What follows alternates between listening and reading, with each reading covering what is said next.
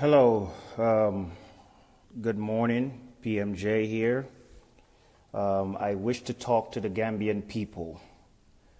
It is just unfortunate that we have to do this sometimes because our politics require a campaign to come and set the record. This is so important because we are at the last week, possibly 7 days left. And the Gambian people, you guys listening to me or watching me at this time, you would hear all kinds of lies.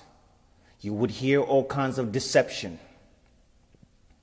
And I'm here to set the record straight.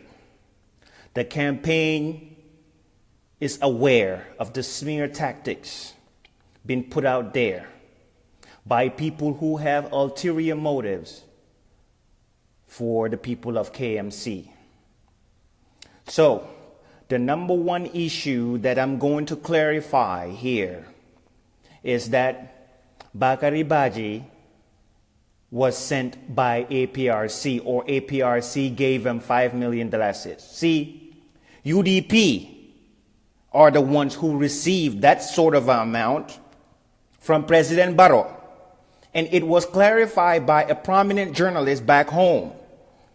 You, the Gambian people, if you doubt what I'm saying, that UDP accepted money from President Barrow, you can go and ask the press secretary. People back home, the people underground, the people that work for the office of the president, all know what I'm talking about. At this point, it would stand as an allegation because I do not have a tangible proof. But I'm putting it to the UDP that the amount of money they have for this local election that they're trying to spend, that we received $5 million. Does it even make sense as Gambians to sit here and tell me that we have $5 million, that Bucks team have $5 million? If we had $5 million, do you think that our people would be out there struggling to even pay gas money? As we speak right now, none of our staff is receiving salary. They're not receiving pay. So does it make sense? You, the average voter, you, the Gambian, does it make sense when you sit there and you hear that Barrow or Aprc or somebody else gave us $5 million? If we had $5 million right now, we would win. We would win the race hands down because we would employ a lot of people that can go and do door to door. We would put Bakari everywhere, airways, we would put advertisement everywhere. These people are buying votes because they are desperate. The reason why UDP is out there saying that they would win is because they know they have the money. They know that they are purchasing bag of rice. They are doing every sort of a dirty politics to win. And this has been going on for 53 years, Gambians. When is enough gonna be enough? When is enough gonna be enough? They are taking all kinds of short corners right now just to win. So don't be fooled, Gambians. It's time for you guys to say no. Enough is enough. Enough of the foolery. Let me come to Aprc. As for you guys, Aprc, you will not win. We know that. The Gambian people would not get you guys in power again. You know that. So what you are doing right now is trying to put Bakari as if he is anti-Jammeh. Yes, he will be anti-Jammeh because he has values. This man would not sit by idly and watch people get killed, all in the name of protecting his own clan. No, he is a man of principle and he would go out there and defend the defenseless. That's what we call leadership. So, Aprc, if you guys think that you can put Rambo out there and he would win, you are heavily mistaken. Now, we have reached out to so many people that are resonating with Bakari, and that is scaring you guys. That is the fact. Some of you guys, the Aprc voters, they're resonating to Bakari. And that is scaring the hell out of your establishment. And that is the reason why Rambo and some of you guys are still attacking him. That he is not Jola enough. What kind of a sick politics is that? He is not Jola enough. kind of a politics is this? And yet, hypocrites in the diaspora here would sit here and tell us that there's no tribal politics. If that is not tribal politics, what is it? How can you look at someone who is born, he was born this way, being a Jola that he is, can speak it very fluently, but then you would come here and tell me that he is not Jola enough? So as we speak, Rambo, and all the APRC, we're putting you guys on notice. We are chipping your constituency block by block. And guess what? We are not stopping. As for Team Papanyai, I got news for you guys. All the lies that you guys are peddling out there, I'm going to debunk it today. Papanyai, you and your team, you guys are bald-faced liars. If you go out there and say that you conducted a survey, and that survey is 10:2. No, that survey was never conducted, because you know that if that survey was conducted, you would have lost. There is no hell way that Bakari would lose to you when it comes to people of KMC. Papanyai, what did you do to initiate a coalition? Didn't Bakari reach out to your team in November? Back then last year? You knew that if they had conducted their survey, you would have lost. Just like the opportunists that you are, you skipped the UDP primary because you knew that you were not going to win. You skipped the UDP primary and then you went to be an independent. And now because of independent, you are buying people for alliances. Bakari, you approached Bakari, or some of your team approached Bakari to buy his influence, and he shut it down. And that is why you guys are mad. That's why you guys are out there smearing him. The Gambian people would not settle for that. The Gambian people want honesty. The Gambian people want somebody who is dignified. Exactly. It was conducted unconventionally and he lost. He knew that. Look at the crowd. Huh? Look at the crowd then that Bakari pulled. Papanyai knew that he couldn't pull that crowd. Papanyai knows that he doesn't have a base. So for you guys in the diaspora pushing this narrative that Bakari should come and join, I have put down 10 reasons why Papanyai should join Bakari. You can call now and debunk me. Let's face the facts. These Kotoideng am grudge against Bakari. They don't have a manifesto. They don't have a plan. Everything has been copied. Bakari is the first one that went to for the people, by the people, and conducted an interview. Everything that he said, these people went out there, check his audio, and they master it. They knew the bullet points of what to say when they go into for the people, by the people. And when they came in, they repeated the same things. So who's the original here? Who's the leader here? Bakari has won all the debates. Matter of fact, they themselves, they are the ones who went out there and said, you know what, don't ever debate Bakari because he was born to debate.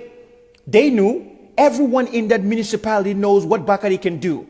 And for you guys sitting here talking about don't knock Talib because of a success story. Well, guess what? Bakari is a success story.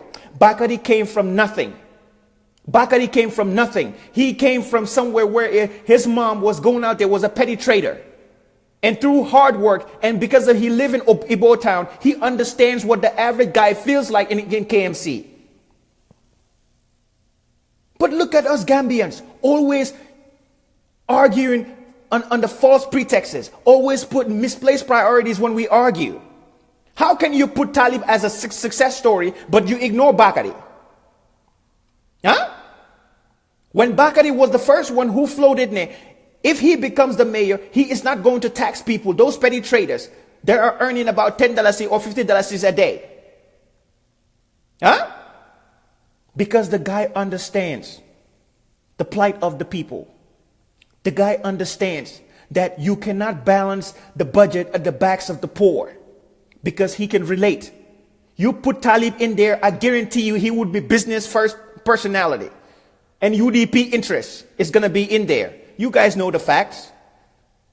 You guys know the facts.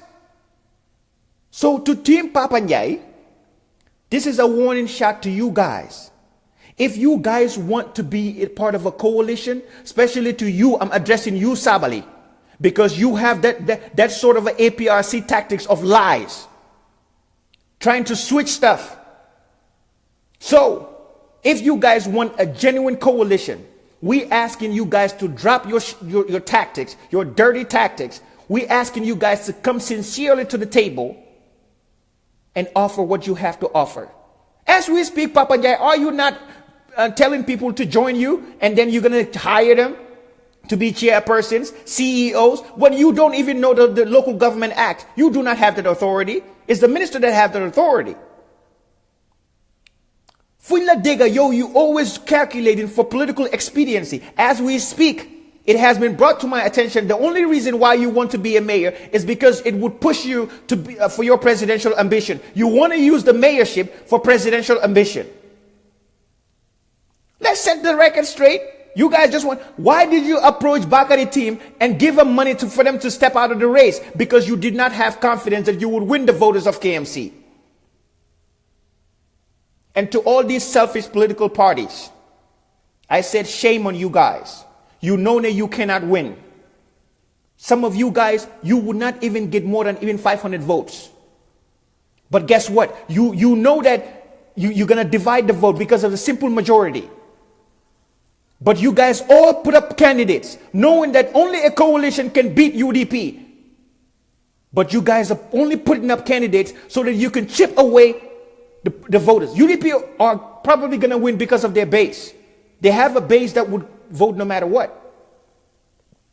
But guess what? You political parties, if you go out there and you win, let's say Serakunda, this one wins Talinding, this one wins Bakau, guess what? It would divide the vote.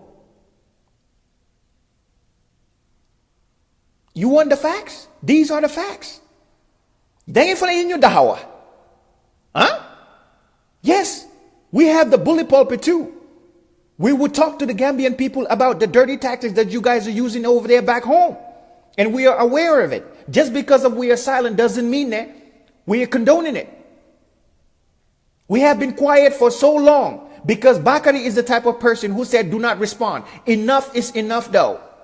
Enough of the lies. And it's time to bring the whole truth out there. To you guys, Team Papanyai. You guys, Team Martin. Mr. Martin, yo, you lost respect for the diaspora. Because, yo, everything that you claimed that you fought for, guess what? It has now gone down the drain. You have lost respect for the youths. So don't take your anger on Bakari. Just because of the diasporans. Favor him.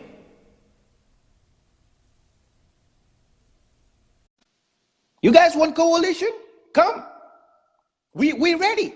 We have been approaching you guys since November. And you have been dodging us. So why would you put up a lie saying that you did the convention? No, you didn't. You know, you guys only want to lead because you want to use that. Again, like I said, for political interests. And Bakari is not allowing that. Bakari is there for the people.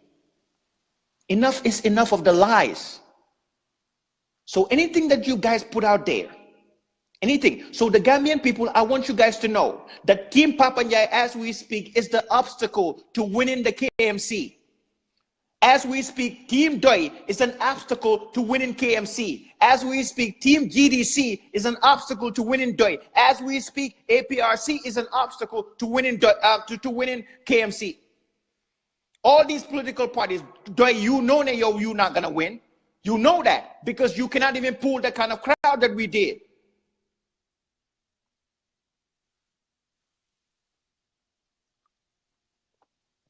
No, Paos, that's not a psychology. These are the facts. Let's be honest. UDP has a way. Look at even Mustafa Toure. When it was divided because of their primary, the bitter primary, guess what? Usainu Dabo made sure that he met Mustafa Toure. And then he had a deal with him or whatever he had a deal with him. And guess what? Now Mustafa Toure has gone out there and he has endorsed Talib. Even though as we speak, some of these UDP people, they say that they're not going to vote for him because they do not know him. But trust me, when it comes to party interest versus the national interest or the interest of KMC, the UDP voters would vote for UDP. These people do not care. You know, Doi people, you guys know that you guys not going to win. You will not pull the numbers. Even though as much as I respect your candidate, but you know that GDC, you know that you don't have a stronghold in KMC. You know that, but you're not going to win. When it comes to Nakatadi, PPP, I don't know what you guys are doing, but you guys are going back again to the old establishment.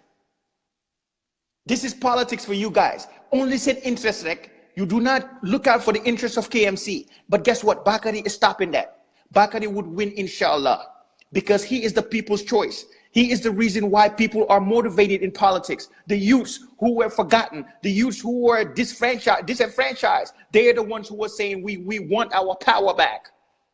And they would propel him. As we speak right now, we have youths in our camp from UDP, NRP, GDC, Aprc, all of them. Because you know what? They do not see party. They want to see the country.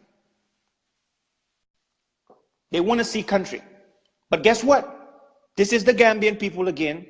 We always want to divide. We do not want to look out for the interests of the greater good. We just want to go out there and look out for our own political interests or our personal interests. But if anyone is honest here,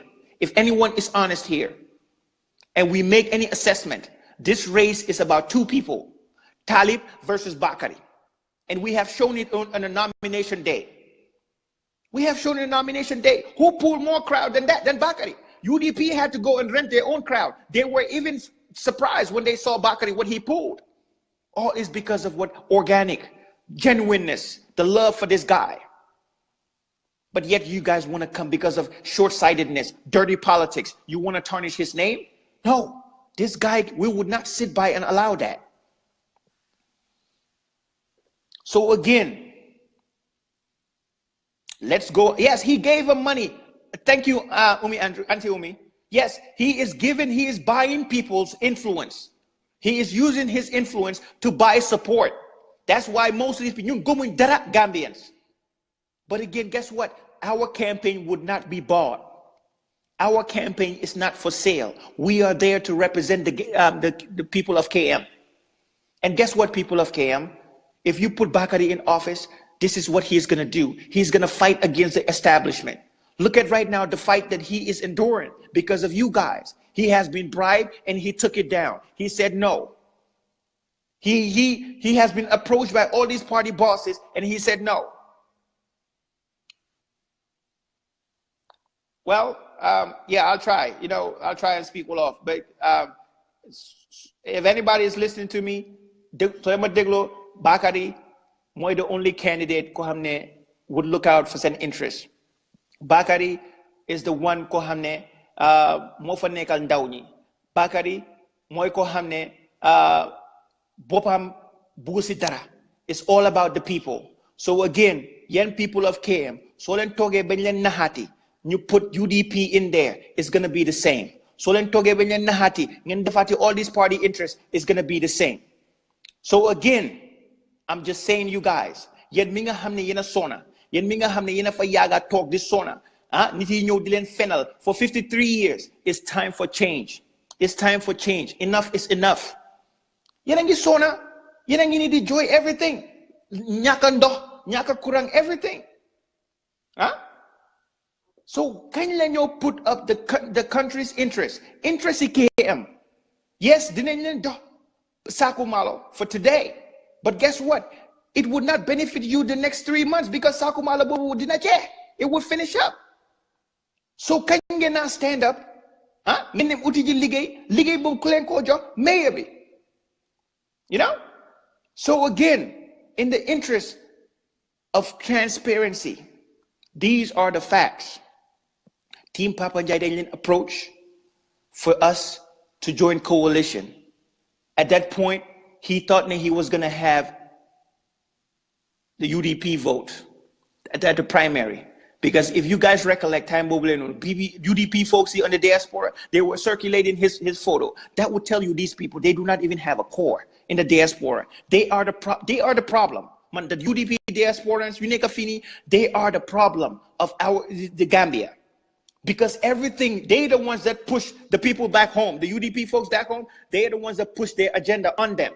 They're the ones that direct them what to think and what to do. Because they have the powers of the dollars and the pound sterling and the euros. These people, they munanyo dajale 3,000 pounds or 3,000 euros and send it down there and tell them what to do. And these people listen to them. So to me, UDP diaspora Bini, they are the ones who are out here stalling our progress. So again, they pushed Papa Njai at that time. And then later, guess what? When the establishment sent party bossy, when they decided that it was Talib? Did you see them? Did you see them push? Matter of fact, they were even attacking him. I'm beginning to even think that Papa Njai, yo, you were just a mole out there. You were a spoiler by UDP. You were just put out there so that you can go into independent and just knock off some of these votes. Because yo, you are politically expedient. All it takes is Usain Dabo to come and approach you and say, hey, good, I know you want to be president, but guess what? If you make sure that we win this KMC and whatnot, munin la tahawal as a UDP primary candidate for the presidential ticket. You know? So, Lilarek, we are winning.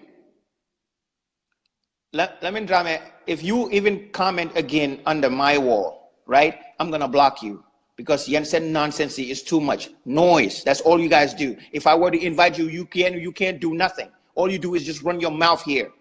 So sit back and watch. If I see any of your comment again, I'm gonna block you. Period. I don't have time for nonsense today. So again, they attacking Bakari because they know he is a threat. And it's sad, nah, even UDP is not doing it. Right now, Papa Njai is doing it. And APRC is doing it. I heard them that they were about to merge. But then later, they stopped. Because Rambo is not going to merge. Selfish interest. Like I told you again, politics. That's all they do. Selfish interest. So again, I'm talking to Gambian people, the people that matter. And that is, if you guys want a better KM, okay, yeah, okay, I'm gonna do that. I'm gonna bring you on because it's time to talk. We have been quiet for so long. It's time to talk. So many lies is out there, all lies. And then, guess what? Go ahead. PMG. Yes. PMG, thank you so much for debunking all this. Thank you so much. Sure. Because one night moto buneka sikanam sakanam rengai korne. They're scared. It's like they're all running helter skelter. They are so scared. It's not funny. They are just throwing every political jargon at this poor Bakari Baji. In fact, the mere fact that Sabali has the guts to come and tell Gambian people to go and vote for Papa Njai is so ridiculous. Because he's the very person who his own band, his own people, he went ahead and said it was Jame who told him what to do. It's the same thing that Papa Njai is telling him what to do. He's the attack dog, but he doesn't have any credibility with any of the youths in Gambia because they know that he doesn't have anything to offer. He is a fool. He thinks he's educated. His education does not even, it is so useless.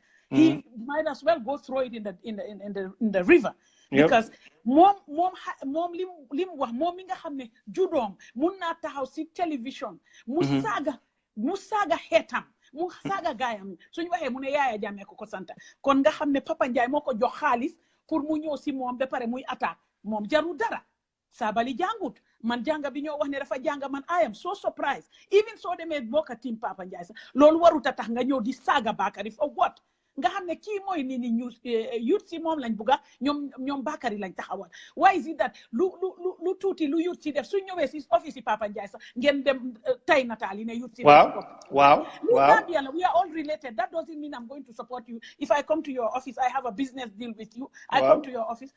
You know that doesn't warrant da nga wara dem jël natal yoy non tay ko wess the youth staff for Papa Njai.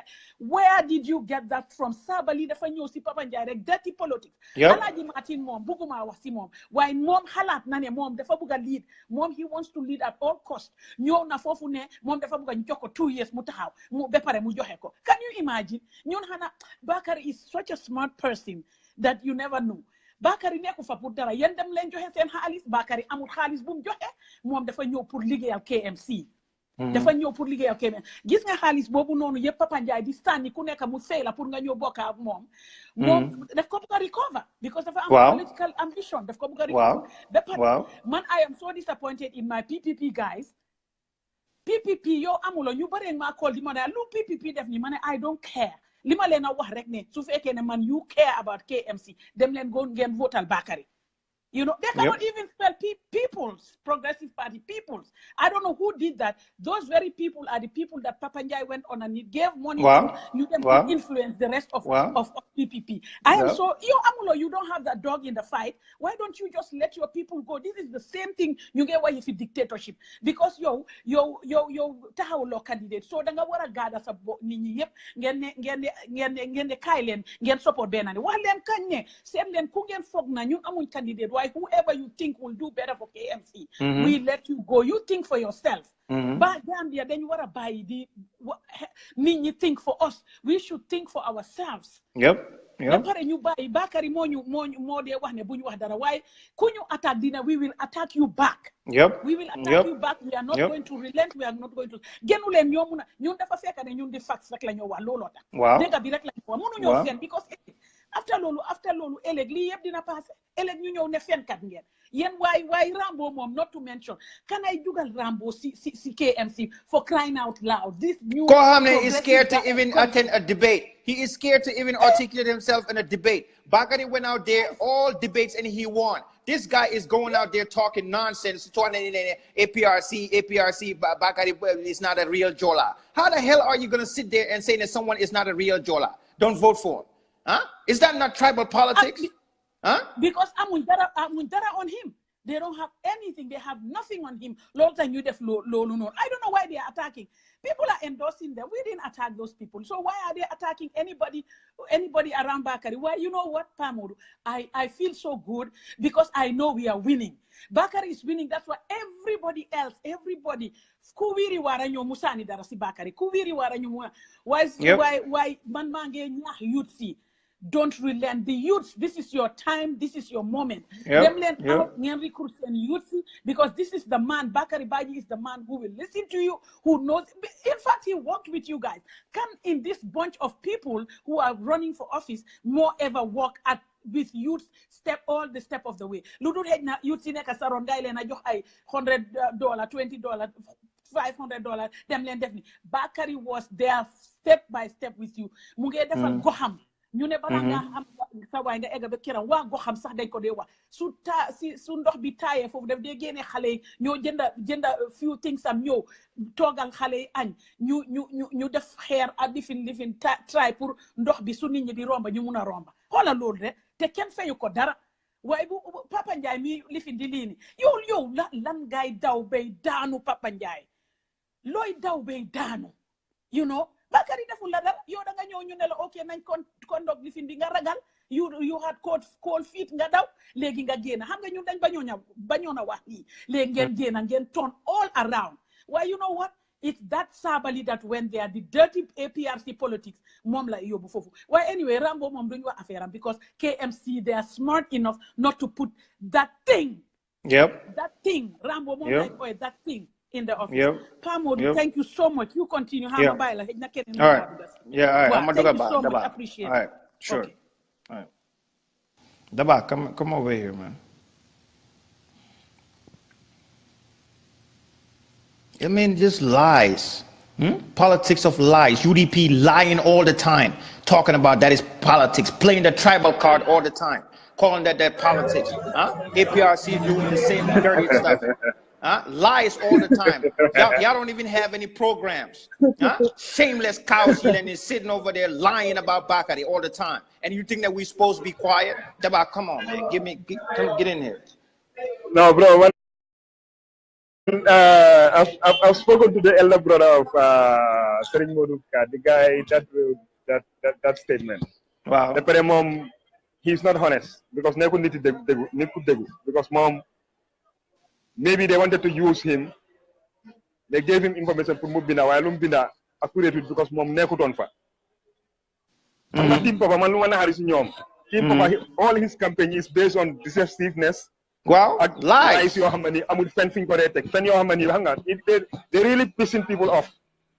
Understand? Because Sunekana Bakari Amun Bolo. Why are they bent on following people? Just less than 1 hour ago, before even my mic got this post, let somebody call me from their team. Trying to plead with me for more arrange meeting between Papa and Bakari. Because we've given Papa opportunities more than 6 months. Yep. Tell him. Wahala guy Daba.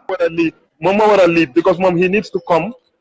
He wants to set a legacy. Te man xaw ma ban son legacy because yow su nekkee da nga liggéey 40 years mënuloo set a legacy. I don't think ne 5 years mun ngaa send any legacy boo xam ne nit yi mun nañ la ko remember. What they need to understand is ne ñun suñ campaign bi and I've told them this over and over and over. Ñun du xaalis mooy tax ñu bàyyi. They go to the point of net di convince nit yi ne I don't know how factual is that ne Basiru Jawara is ready to refund nit yi seen campaign money. If you yow soo bàyyee nga toppa papa. And that is the reason why most of these people ñu ko nekk di toppa yëpp candidates yu nekkoon taxaw ñu bàyyi ñu dem toppa ko ñu ko toppa xam nga ñoom dañ they wanna come nasty on their opponents ñun lii nii these are things yoo xam ne ñoom ñoo ko nekk di wax nit yi they go around and they tell people ne Barrow moo nekk di back Papa Njie understand nga and that's deliberately why they choose the color of the coalition but that color man I blame IEC for that. Wow, yep. I blame IEC for that because that color belongs to the coalition and nobody should use it. The coalition, the 3 years agreement, bu gaay am mu expire. And team Papa man luma wax rek Alfu Gano mom xamna. Papa ñëwoon na ci first meeting the Bakary was there. Alfu Gano was there to represent Lai Conte. Parce que Lai mom dafa wax ne ñaari team ci yëpp ku nekk am na relationship bu mu ama yow waaye du mun a endorse kenn mu bàyyi kenn. So what he was suggesting moo nekk ne ñu carré a survey boo xam ne Bakary dafa am representative kenn Papa Njie mu am representative kenn moom Lai Conte mu select an independent somebody mu nekk di taat gars yi dem round gars yi select gars yi def survey so based on that survey ki popular initially sax first time sax luñ suggestion moo nekk ñu dem through primaries but Papa mu ne moom du mun a dem primaries because of experience bu mu am from UDP loolu la give as an excuse so ñu agree ñu agree with the survey. After first meeting, the mom match out with them. So how can you conclude on something like that? Mom dafa match out with them because mom from inception, and now I am coming to believe that is the reason Saluta Mugena UDP. Look at Mugena primary UDP. They say that like Talib was buying people, but now I am beginning even to doubt that whole together because these people they are bent of spreading lies. When they were bigger, if you are looking for public space, it's important. They're really pissing people off. I'm going to keep them much. You respect. You should respect people. Because man mënuma understand. Yow nga da nga bëgg seek public office. Nga nekk di wër ci dëkk bi di wax loo xam ne yow xam nga ne ay feri kese la nekk dara nekku ci dëkk. Their campaign is based on lies ak ay fen yoo xam ne teguñ ko fen. And these things ñun duñ ko condone. We are not going to take this for anybody. Ak ku mun di nekk and those people that are buying this thing. Understand nga because that Serigne Modou man xam naa magam bu baax. I know the brother and I'm going to approach him. Dinaa ko face. Parce que yow soo nekkee xale yow nga ne yaa ngi dem university yow da nga jànga da nga expect ëllëg nga nekk mag bu am respect yow lu tax xaalis moo war laa jaral ngay bind ay fen yoo xam ne li nga wax yëpp duuli kese la dara nekkul si dëgg just because chicken change buñ la jox ñoom if they are going to sell their souls for money to Papa ñun we are not going to do that because we care less about ñaata money la am or what he's going to put on the table we care nothing about that because ñun dañ am suñ dignity and we have suñ xaalis ñoo ko liggéeyal suñ bopp. No, we would not be bought. We would not be bought. We'll never, and I told them we are never, ever going to sacrifice the interest of the people of KMC for money. It doesn't matter si kan la jógee, and it doesn't matter how many millions nga put on the table. Understand nga? So ñoom team Papa dañ gëm ne ñoom dañ popular. Why are they following us every day? Di ñaan pour ñu ñëw ñu work together. You are so of winning. Go ahead and win. And man wax naa leen ko depuis time nomination bi ma ne leen ne nomination la ñoo xam ku nekk fan nga tollu dem nañ nomination. ñoom gis nañ crowd buñ pull out ñoom gis nañ crowd bu gaay pull out. léegi ñoom góob lañ seen boppa let them continue with their campaign ñu dem ñu win let them go Bakary waaye are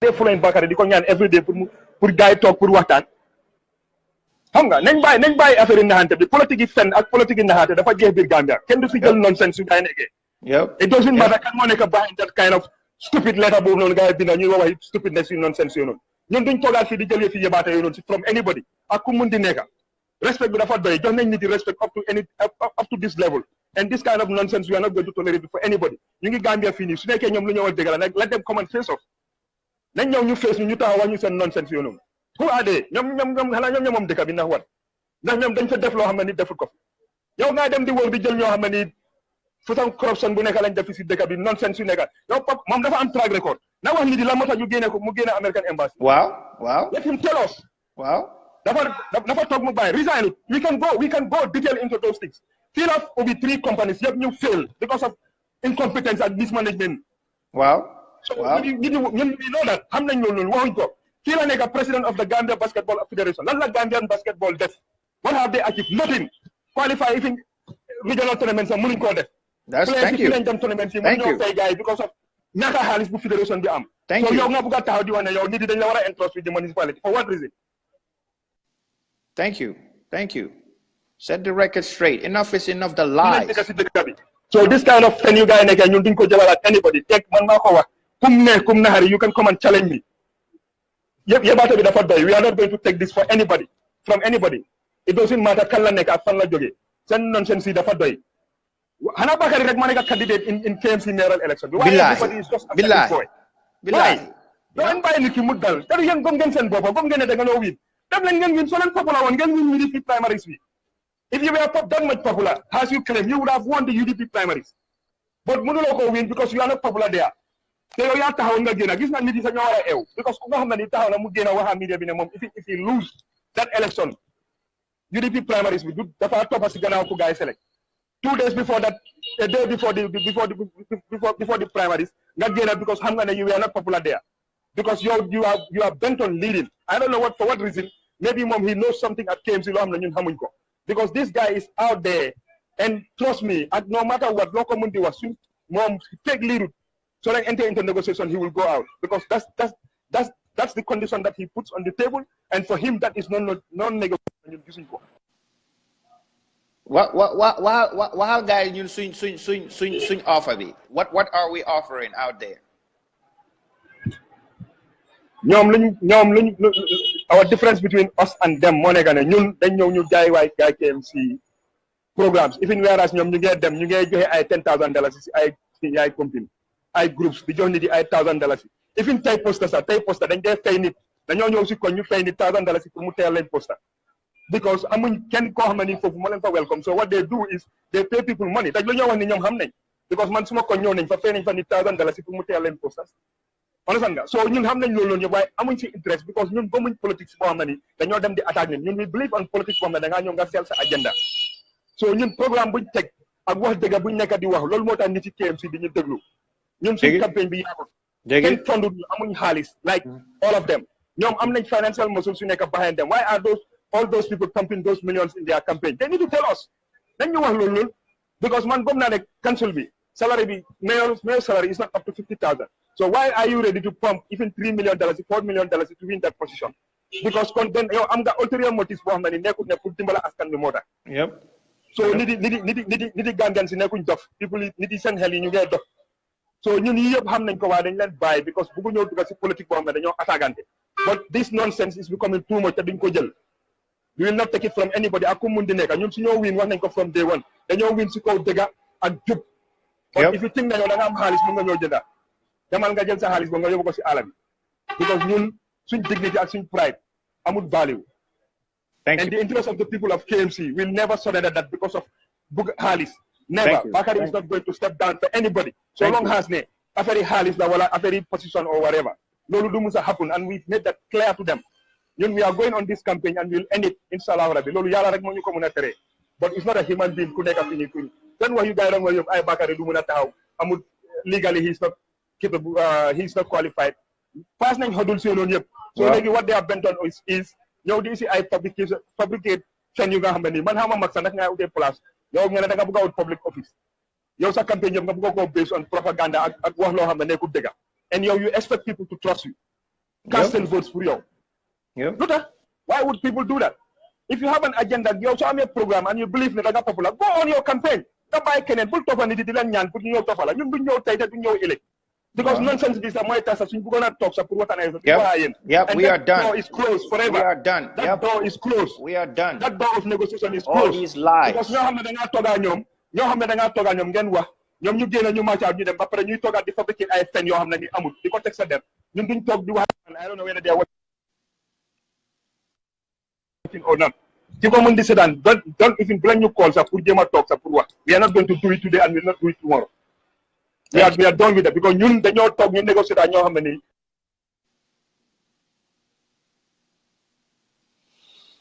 it's too much man too much lies understand nga fen tax boo xaw dëgga ñoom yàgga dëgga mooy mujjee so nañ wax dëgga bi let's speak the truth te ñu xam ne politique dafa jee wan moon la mu jee soo dee sa bàmmeel yow yaa fa nekk sa diggante ak yàlla alal bi nga am ak nit yu la wër di la pousse yëpp kenn du fa nekk sa bàmmeel soo nit ki looy wax si àdduna na la leer bu nga place bu mu tax nga wër di yaaxa deri doomi aadama koo xam ne yow óor na la ne su la gënul yow gënuloo ko why would you go and spread lies about people xanaa ñun dañ nekk ay fools yoo xam ne nii like ñun xaalis daf ñu mën a jënda are you fools su nekkoon xaalis la ñun dem nañ yeneen plan ko am na ñu offer more than what they offered us waaye dañ ko turn down because of ñun suñ pride passé na loolu suñ gom ne KMC askan bi seen soxla ñun soxla askan bi amul pride so ku nga xam ne nag yow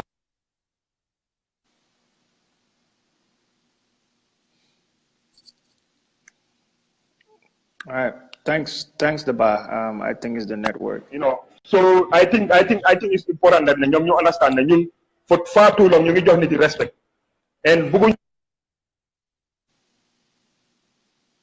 level with them respect bi nit ki su la joxee respect da ngaa delloo that respect so mënuñoo nekkat Bakary alone is not a candidate in this election why every camp is bent on attacking this boy for one demal nga sell sa programme go and sell your program to the people if they accept you fine if they don't accept you you try again but yow nga foog ne yow nekk di wër di yaaxa dari nit ki di wax yu ñàkk a fayda yoo xam ne nii te amuloo fenn foo ko wéer te yow ki nga wax lu bon si moom yow kooku su la gënul yow gënuloo ko why would you go and spread lies about people we need to stop that Gambian politics bi dafa war a passé loolu noonu understand nga Gambian politics it should be about substance it should be about plans it should be about people but war na nekk yëfari xaalis su la soo believe ne yow xaalis nga am you can buy people go and buy people but not us ñun su nekkoon xaalis la xaalis dugalu ñu si te du xaalis moo ñu siy génnee biñ siy dugal soxla askan bi moo tax ñu jóg ñu dugal si te loolu mooy tax ñu génne si xanaa waa KMC yëpp jóg taxaw ne toog leen ngeen noppala ko loolu moo ñëw génnee waaye du affaire yi ku ñëw di ñu wax ne dañ la refond sa campagne moo nekk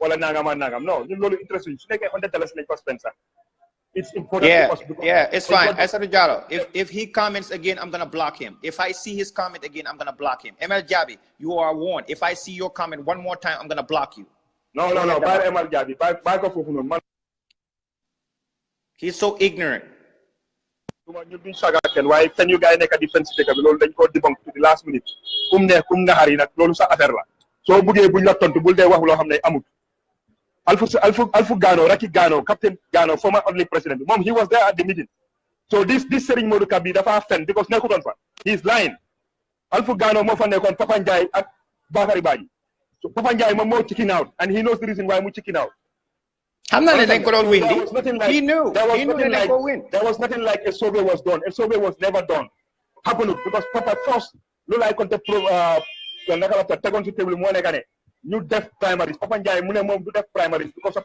bad experience bu mu am from UDP so ñun ñu understand situation am ñu accepté ko loolu because of cër bi ñu ko jox ak respect so if they go around di fen ne dañ dem ñu pare sauver Papa Ndiaye mu win loolu is a lie ku ko wax dafa dul Well, Daba, I mean, thank you so much. I understand your frustration, but we would not be pushovers. We're not going to stay silent while they keep talking about all these lies. So thank you so much. Harama a couple of people, okay? All right, thanks, man. All right.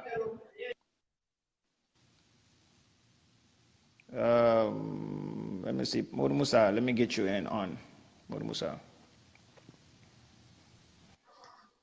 Wow. Assalamualaikum TMJ. Kilifaji, how you doing? Siare na de way ma ngi ni rek naka affaire. Mané cool.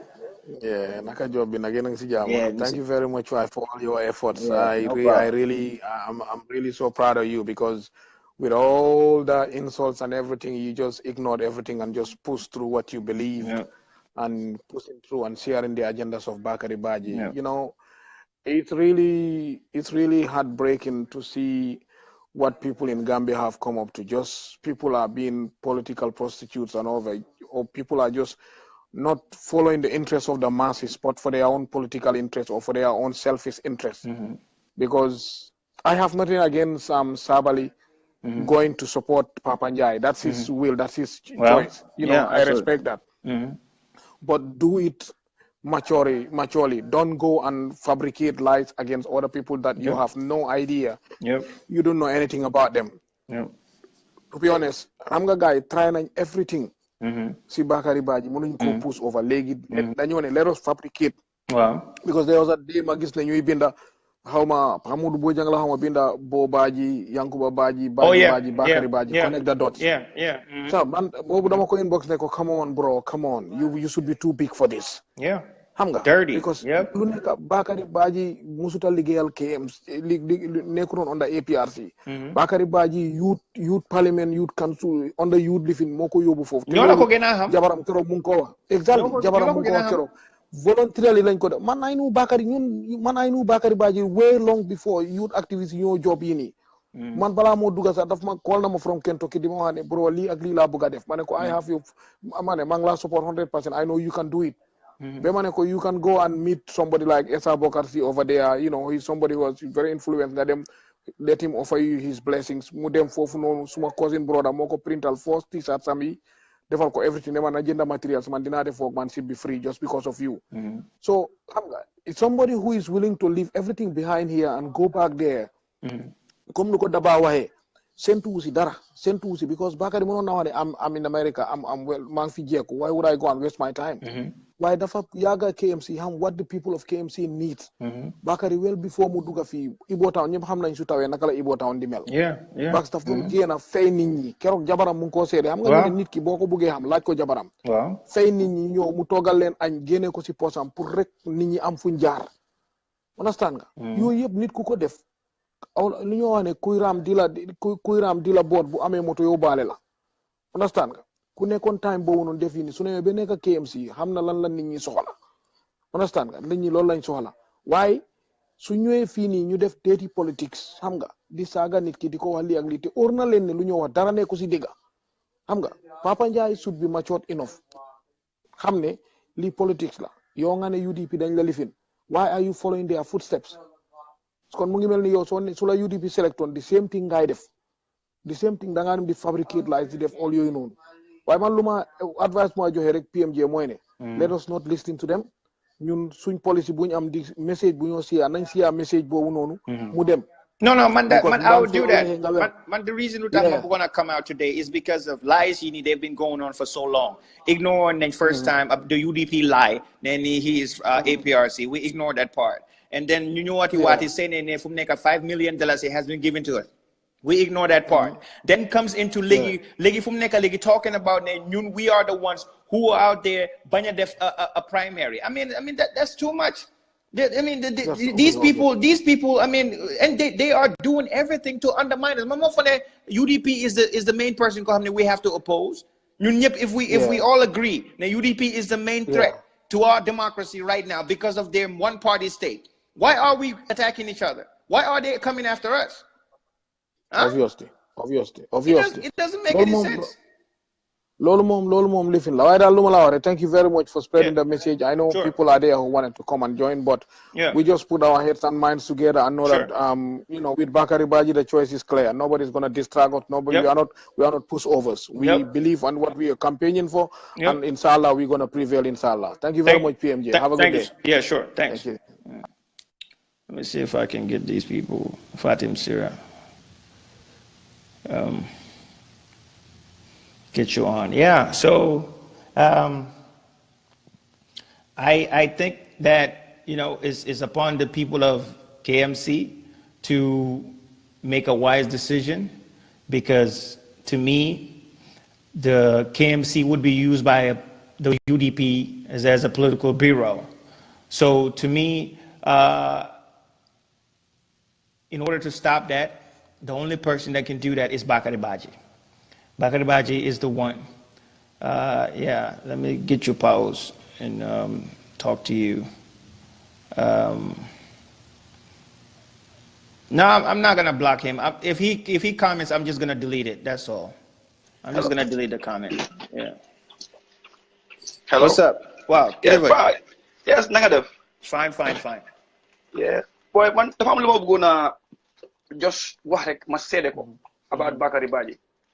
But I go back to IEC and the color, using myself as an example. Last year, when you have election, when I was campaigning, I used the same color gray. And IEC, they write to me, I can't use that color because the coalition you can use. So Mag said the same thing happened there. let the same people who were there last year make noise ne last year na wuñ ko woon. Secondly, lima sere Bakary Badji mooy youth work amul any ruha KMC bu Bakary Badji dugut daf ko contrôle yu jóg man maa moom we are ñun li ñëw KMC mooy 2KMYC mooy di KMC youth committee. Man, I was there working and I had an office at the Mema, pause, give me a second. KMO Darber, if you want, there's a button down here that you can just call, just like anyone else. Call the button. Go ahead, pause. Office bu nekkoon opposite man Flamand office man benn boy bu ñëw Sinera ñun we are the youth workers in KMYC and KMC amul anywhere from the good right now. So we are good I am Gambia ma attend to a debate foofu laa bëggoon make my decision who is who ak ndax li ma digga la. Wow. But that debate li ma fa dégg yëpp mooy ku nekk was talking about what happened in KMC rather than what they have for KMC and how and when. Madam KMC ma do my findings ma ngi leen dama dégg ñu ne tey bu ne su mu ne dafa joxe $6 million ba pare mu ne KMC he can raise $1 billion. You know, Pa Ousman, he was digga. KMC, I mean, a proper financial system, sir. The max they could raise is up to 70 million per year. Munema 6 million, how about that? Man, 6 million, they more why you didn't go digger. But how true it is, we are not sure yet. Other, l'Union associated by the President Harris, this is Ote Mando, the KMC, the two people.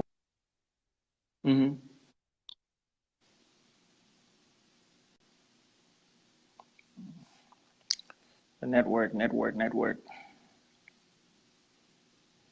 All right.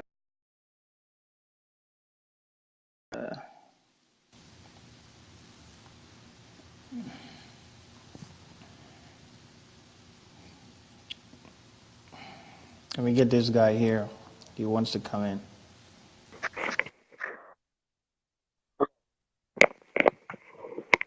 Hello, Musa. How you doing?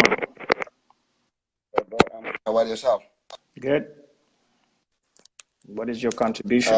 I just want to make a quick comment in regards to the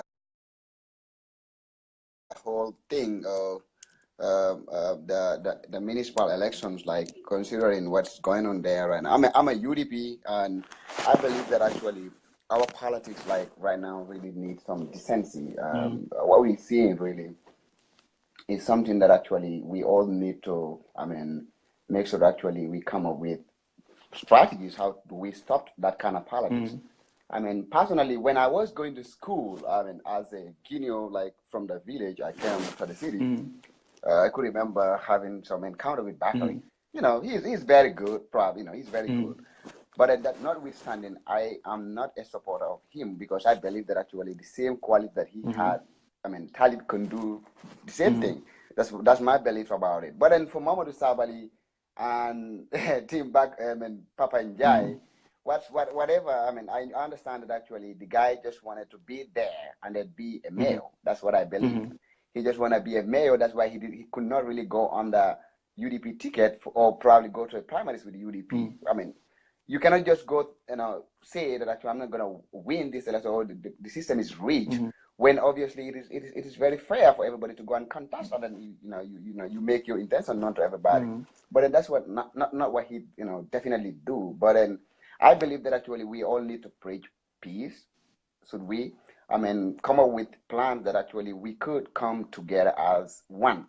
This. If you look at the messages that coming from, I do not listen very much about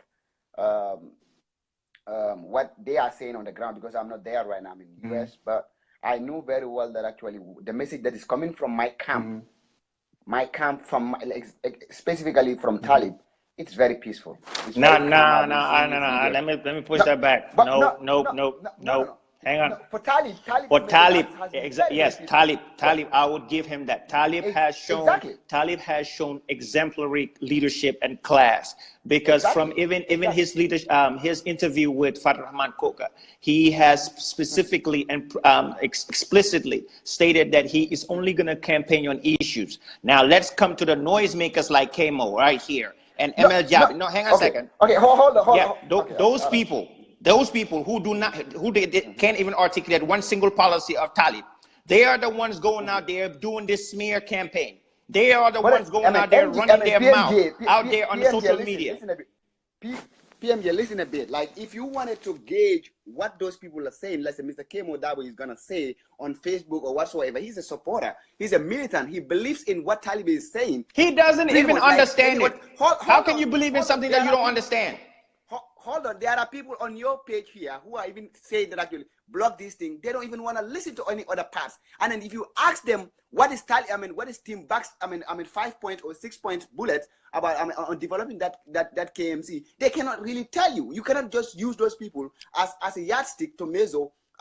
Fair enough. No, the reason why the reason why they want me to block ML Jabi is because he has constantly come in here and he is always like trolling. And also I was going to ask you this question, because that was like very, very interesting to me to know when a lady, I can't remember the name, but says like they were using 20,000. I was kind of like, where is the evidence? Where I see 20,000. Who said 20,000? Yes, I mean the lady says that actually Team Papanjai was giving, putting the money on the table.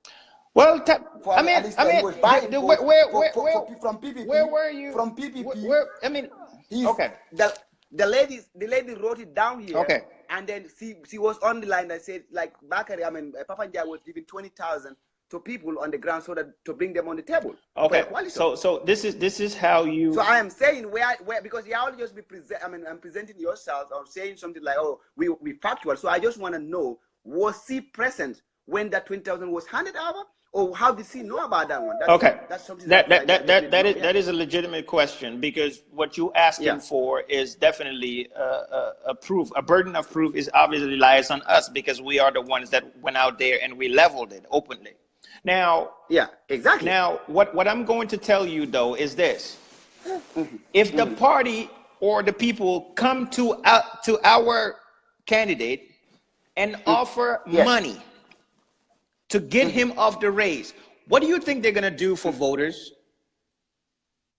I'm pretty much sure that actually that is something that actually, the candidate himself should come out. He already did. He already did. Huh? He already came to my Facebook Live and he put it out there openly that they offered him money to stay out of the race. So that is out there. But now, you know what happened again, MPMJ? The same candidate that they say that he's offering them money or stuff like that, he also came out and said, no, that was never true. These people were just trying to smear his name. Who said what? Let me repeat again. Like a camp member from Team Bakar came and said, okay, we were offered the money to join, Team Bax, Team Papanjai. Team Papanjai, a member there, also says, debunk that. I don't want to, hold, especially it comes from. Like I said again, Muhammad Sabali is like. Okay, see, now you're using Sabali, right? So, okay, Legi. That would come from Sabali. I don't know. Exactly. So, Legi, let's put these two together and you tell me who has more reputation. Bakari came out. Again, he is the candidate, right? He is the one that has a lot at stake because his reputation, everything is on the line. He came out, they offered him money. Now, the surrogate from Papanjai in Sabali, who worked for Yaya Jammeh, who is not credible, they did not. So, who are you going to go against? I am definitely going to be believing on what Bakar is going to say in this regard. But then I would have just said, okay, can't you just make it in a more I mean, way that actually, you know, it's just, this is gonna be like, oh, Bakari said this, Sabali said this. We are not gonna go. We're not gonna go back and forth. We're not gonna go back and forth with Sabali because, like I said again, he doesn't have he doesn't have the standing like Bakari to speak the truth. I will go for.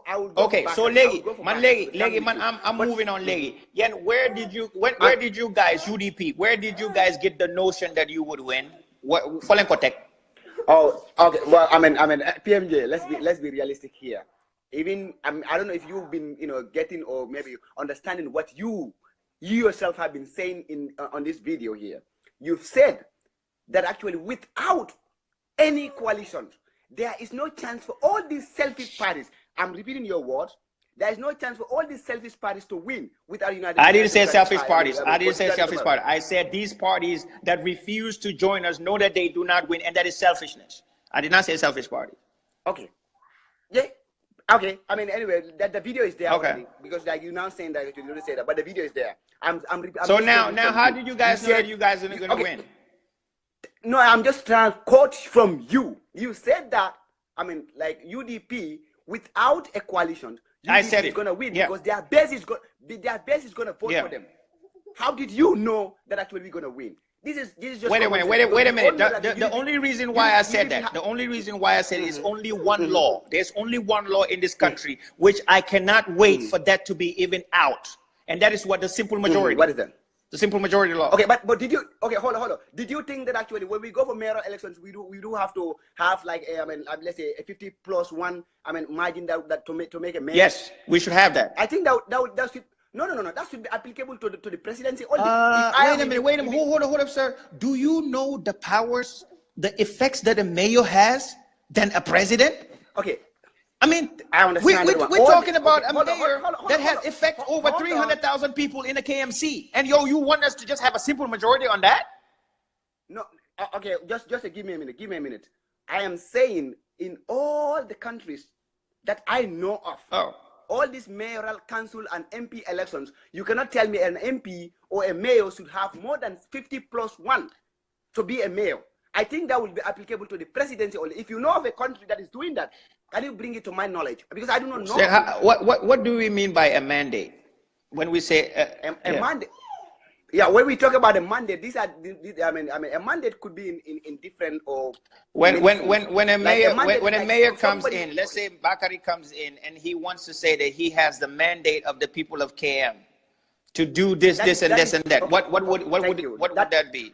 That means if Bakari, got the mandate of the people, means that the majority or the people of majority. How do you get majority in 100%? Tell me the majority of 100%. What is it? The majority of 100% is 50+1. Thank you. We all accept. So now, but I'm saying, if you want to have the majority to govern KMC, what is required? If you want to have the majority to govern, KMC with the limited resources that the country here we go again. Limited resources. Look, our country has the money. I am saying we cannot just invent our own way of democracy. That's what I'm saying. We cannot just. So let's say that the presidential candidate. Let's say the presidential elections is the same way as the mayoral elections. So one is going to have 51%, the other one is not. Yes, that's what I believe. Okay, I guess. I believe me. Like the presidential election, even for me, like right now, I'm like, if I just say that one, like I'm just being biased. That's not. Go ahead.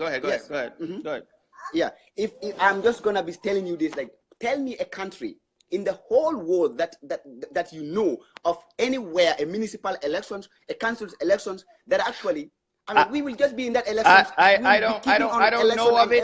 I don't know of it now, but I guarantee you I will do my research and I'll get to you. But what I'm saying though is this. That means that model is not even something that people. But hang on a second though. Yo, right now, this is what I don't get about some of you guys when you guys argue. At one point, you want to use the West as the yardstick for democracy.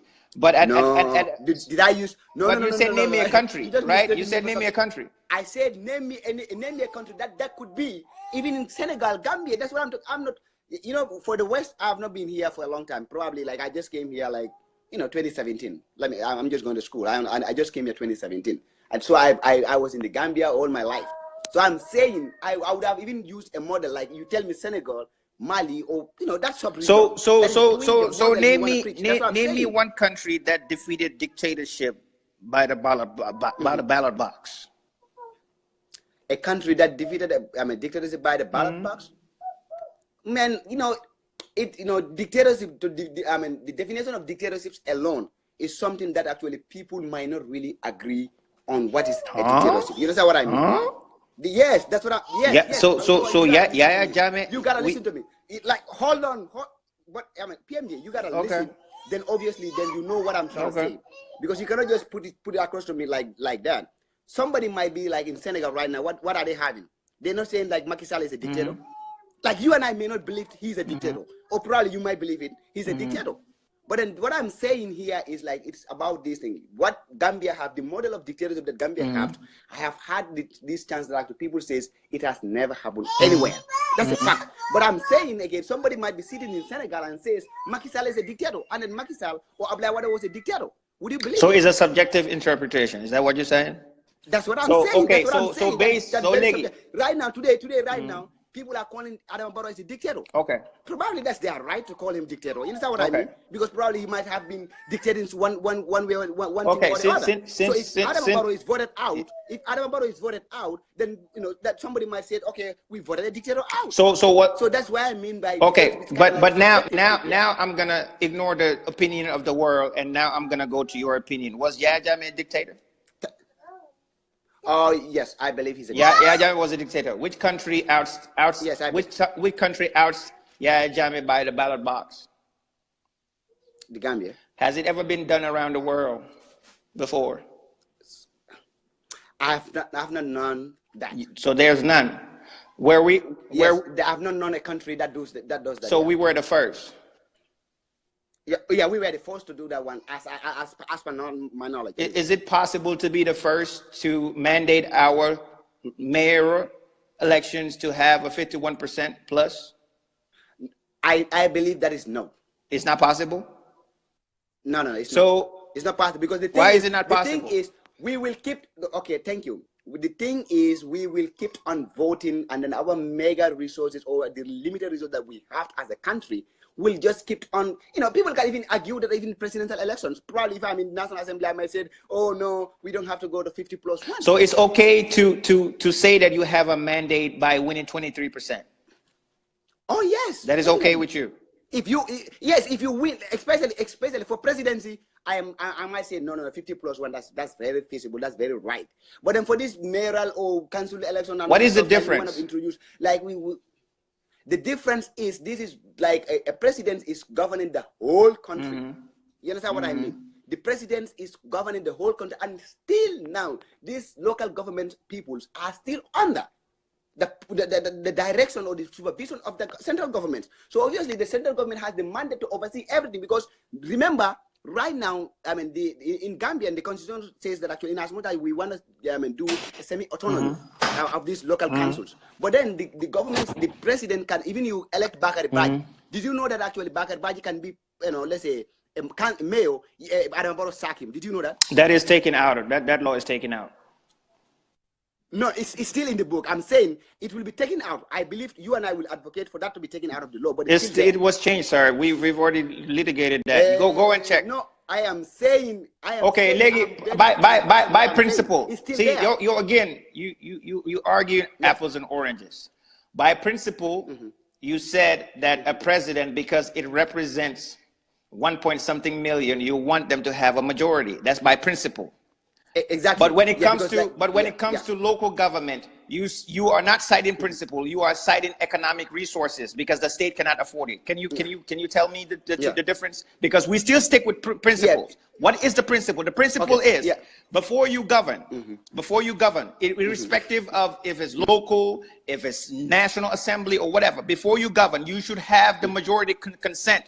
We already agreed on that. Now, why didn't you factor too that the president, the IEC, might not have the resources to fund another campaign? What I think what you missing here, Mr. Job, is this thing. the presidential election is for the whole country. And then this mayoral election is divided into 8 or 7 administrative regions. If we want to go for these things, each and every every region requires like a sort of like planning, logistic, and all those stuff. But when the presidential election comes, like everything is one. The president is so one. why can't we join the two together? The president, the mayoral, the National Assembly, all of it. To put them the elections together. I believe that actually that's a model that actually people are now adopting. Probably, we might see it in the near future. Okay, so basically then resources would not be a problem. No. I'm saying we can put, no. It will still involve more resources again. How? Because that actually the logistic, the IEC will need the manpower to do it. Do you know that? So basically, they will have to increase their logistics. They will have to increase, look for fundings and other stuff to make sure that actually they do this grand election in the same day. That's so I get it. That is. It's going to require more manpower. It's going to require more resources. But what I'm saying is, here, if you take the presidential elections and then you shift the National Assembly, which is 3 months after that, and then you shift the local government to, that is a year or so after that, how is that different if you were to have it all one together? Because to me, yes, there's a problem in terms of IEC and the mandate of the Constitution. Number one is, if you say that everyone has a right to party, they have the right to form a party. Well, obviously, you cannot form a party based on tribe, gender, and all of that stuff is unconstitutional. But when you say that everyone has a right to form a party, and then you put the stipulations that for you to have a presidential candidate, to be a presidential candidate, you should only have 5,000 signatures, 5,000 signatures and voters. And then you should have $1 million. I don't know if they lowered that now or not. I think they changed it. Okay. So if you put it out there, what you in the interest of plural democracy, what you anticipating now is more people will have would come in and want to form their own party. Now, if you form your own party, and now IEC have to now put up all these ballot boxes for these individuals. Let's say now that Gambia is flourishing in democracy and we have over 20 parties now, right? All of them are, how is IEC going to manage 20 parties with presidential ballot boxes, polling agents, all of that? PMG, I'm saying that I'm going to respond to that one. Like the IEC, or like we can even have more than 20, or 30 of, because like the trend what we are seeing right now is like everybody's a politician and everybody has a political ambition in the country right now. But that's what I'm saying. Obviously, the burden will now be on IEC that actually they will have to have programs and plans to make sure that they accommodate each and every one of us who is going to go into these elections. So the thing will be on them, like the funding that will be required to do elections in the Gambia. If it is 3 million today, it might be 10 million in next election. So obviously we cannot, as a third world country, we cannot allow, be spending the money on election. So that's fine. Yeah. So your last words is, my viewers want to know, sell them Talib. Sell them Talib. Oh yes, I think Talib Bensouda will make up a very, very, very good mayor in KMC because of the programs he had. One of them is to make sure that actually he makes the KMC once a vibrant municipality in that country. And then he believes that actually he can do it with the required or the experience that he has. He's had the educations, and then he's somebody who has the charisma to do and lead that municipality in a very, very civilized and a democratic manner. He is gonna be there for the interest of the Gambian people. It's only in the Gambia that actually now this is the new trend that they are saying that actually if you come from a political party that has been set up with principles to lead, that's their main thing. That's now they are saying that actually political parties are interest groups. Name me one interest that UDP advanced that was a national interest. I mean, anything that comes from United Democratic Party, unless and until you see you want it, like, you know, we cannot satisfy everybody. That's a fact. But all the things, anything that is come from United Democratic Party, because this is what we know since 1996. We've been fighting, and you know, we are the party that actually have been fighting for, I mean, democracy and good governance in that country. So everything that comes from them right now, anything, any programs that comes from them right now, it's in the interest of that country. I am not talking about the programs. I'm not talking about the programs. Yes. I'm talking about, name me the past records, because UDP have been in existence since 1996, right? Yes. Okay. Now, I mean, the past record. Name me one record that UDP advanced that was a national interest. I am saying again, I'm repeating this thing again. The United Democratic Party is a political party that has been in existence since 1996, fighting for democracy and good governance. And obviously, they do not really have the mandate of the people to lead that country as of now. So we have to remember that.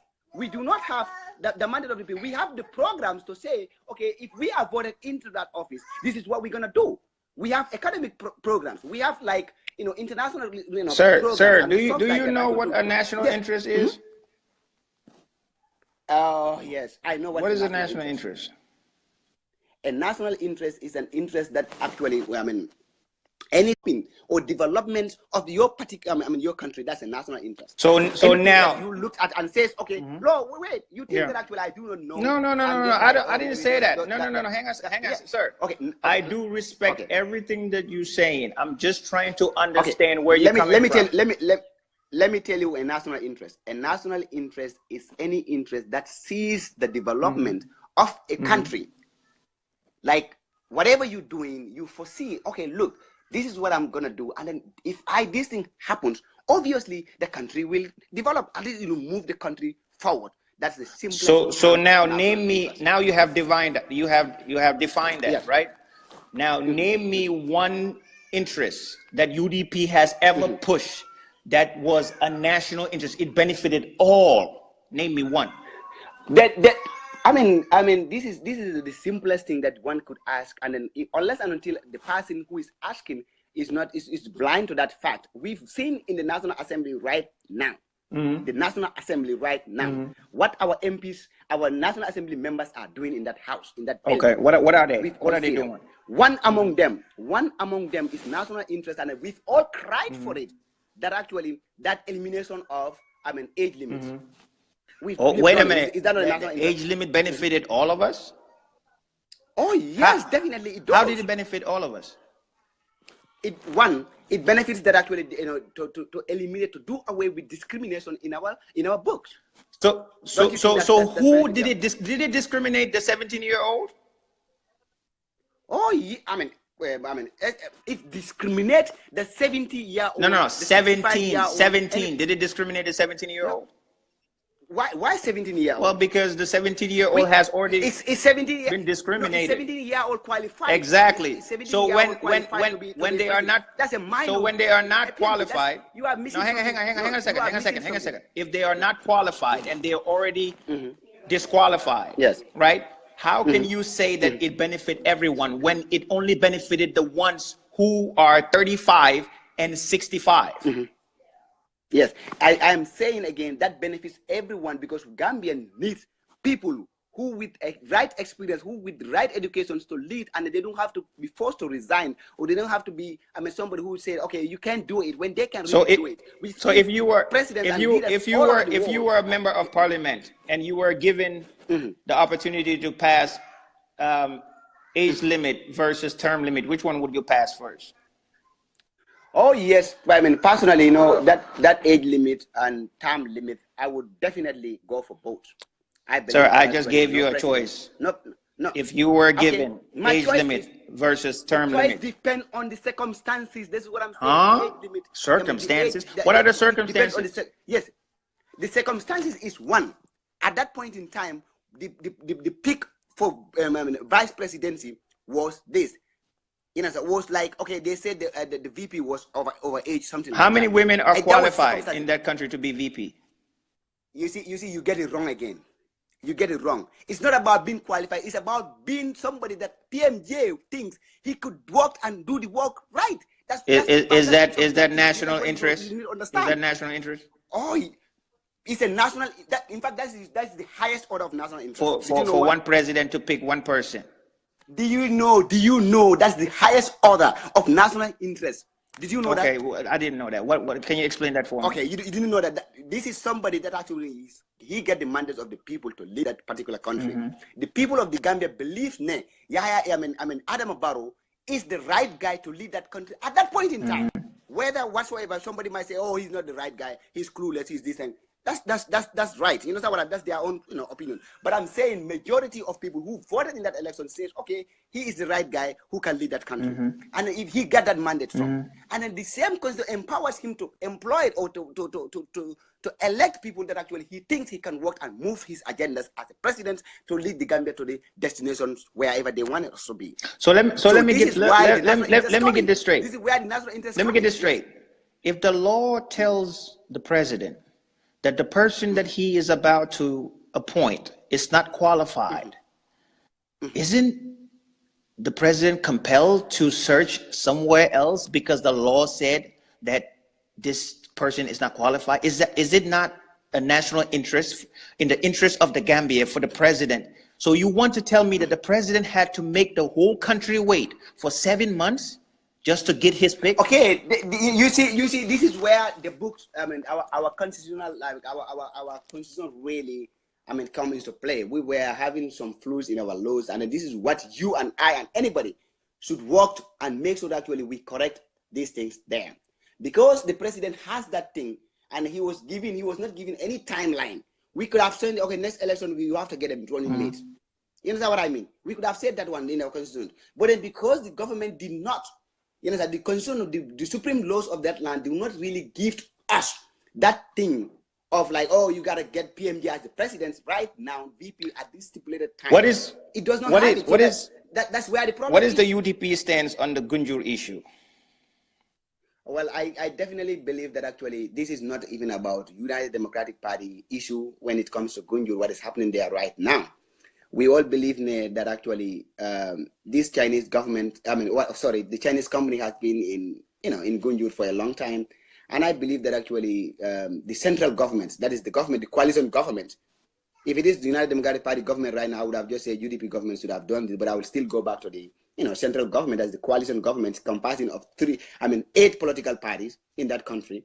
So they should really, really, really do much when it comes to what we are seeing in Gunjur. In as much as they say that actually they tell the company to work harder in making sure that actually they do not poison the fish in the river. I believe this is very, very, very. Who's the representative for Gunjur, the National Assembly?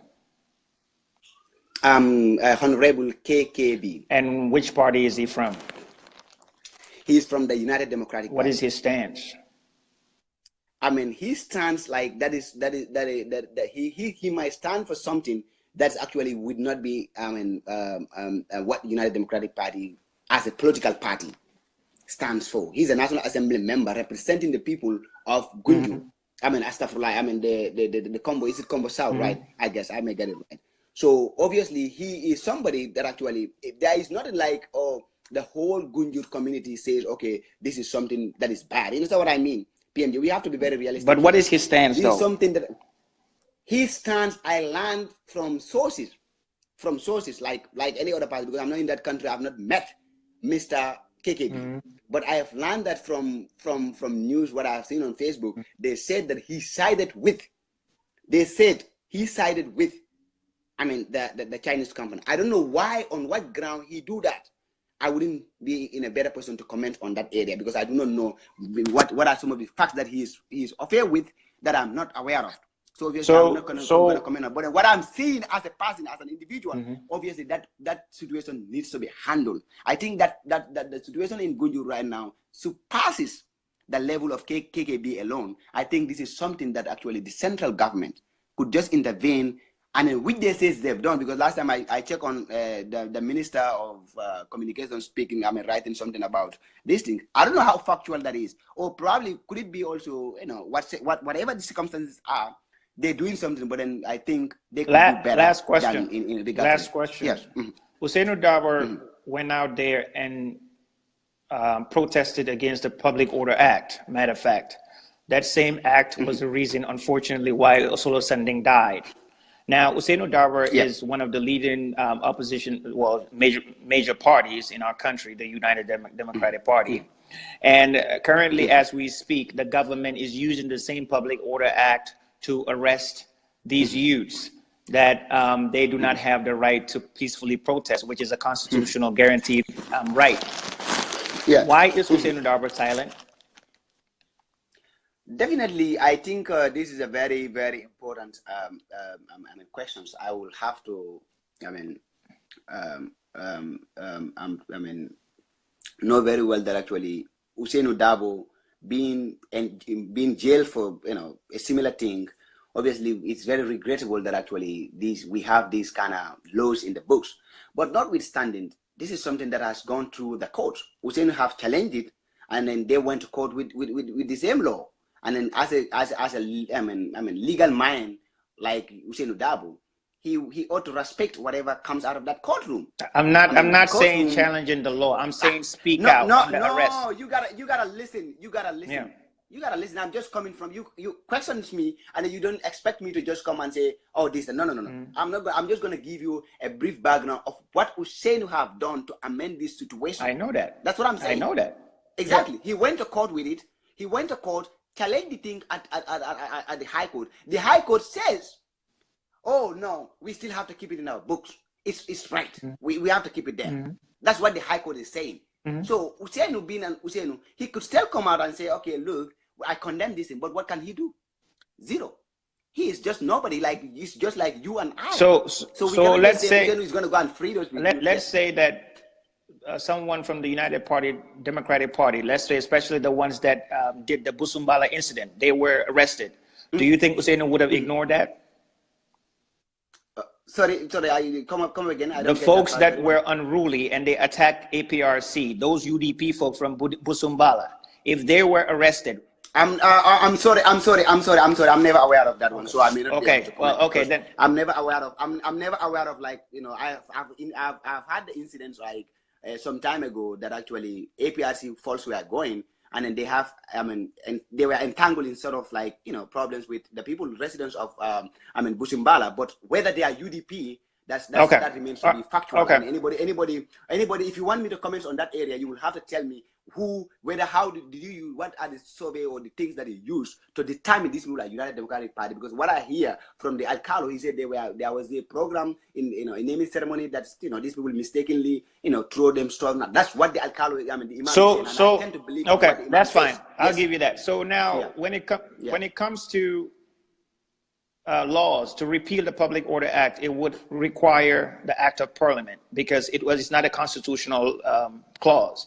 A constitutional clause would require obviously a supermajority, that is 39 people, and possibly it can go for referendum. It depends if it's entrenched clause or not. Now I'm not sure that's not even entrenched. It's not even. It's not. No, it's an act. It's an act. So that means that it's an act. Yeah, that means that it can go under Parliament. So now, as we speak, 1 year in office, why did the UDP Parliament let it stick? This is not about UDP parliaments to do. You know what I mean, PMJ? You and I can do this thing. Huh? You know how? Exactly. You see, seem to be. Well, wait a minute. If we have a representative democracy in terms of the National Assembly, that is, we have people who are representing us, and we put them in there. If we have a concern, matter of fact, PMJ, can I ask you a question? This is a very important area. Okay. I just want to ask you, who is your MP? Right now, Bakau MP, I don't know him. He's from Fajara, but I'm from Fajara, but he's a Bakau MP. Okay. Yeah. I don't know him. Oh, okay. That's Asanture. Okay, Asanture. I'm just saying. I'm just saying. That's UDP MP. You could do it as a citizen of that country. Write a letter to that MP or any other MP, telling them that actually I, as a concerned person, I feel like he should move a motion in that building, National Assembly, to the effect of to the area of a Public Order Act. Then by doing that, if the MP did not really act upon what you've said, when this is a genuine thing that you are saying, If the MP failed to do that one, you then obviously the MP fails, and you can go and say, I'm not going to vote for this MP because he's not representing I think you are drinking the American water too long. First of all, the MPs, they don't even answer phone calls. They would not even read the letter. They don't have a way of communicating with me. So that to me, they don't even need a communication for them to know that the Public Order Act was something that was used to suppress the UDP before.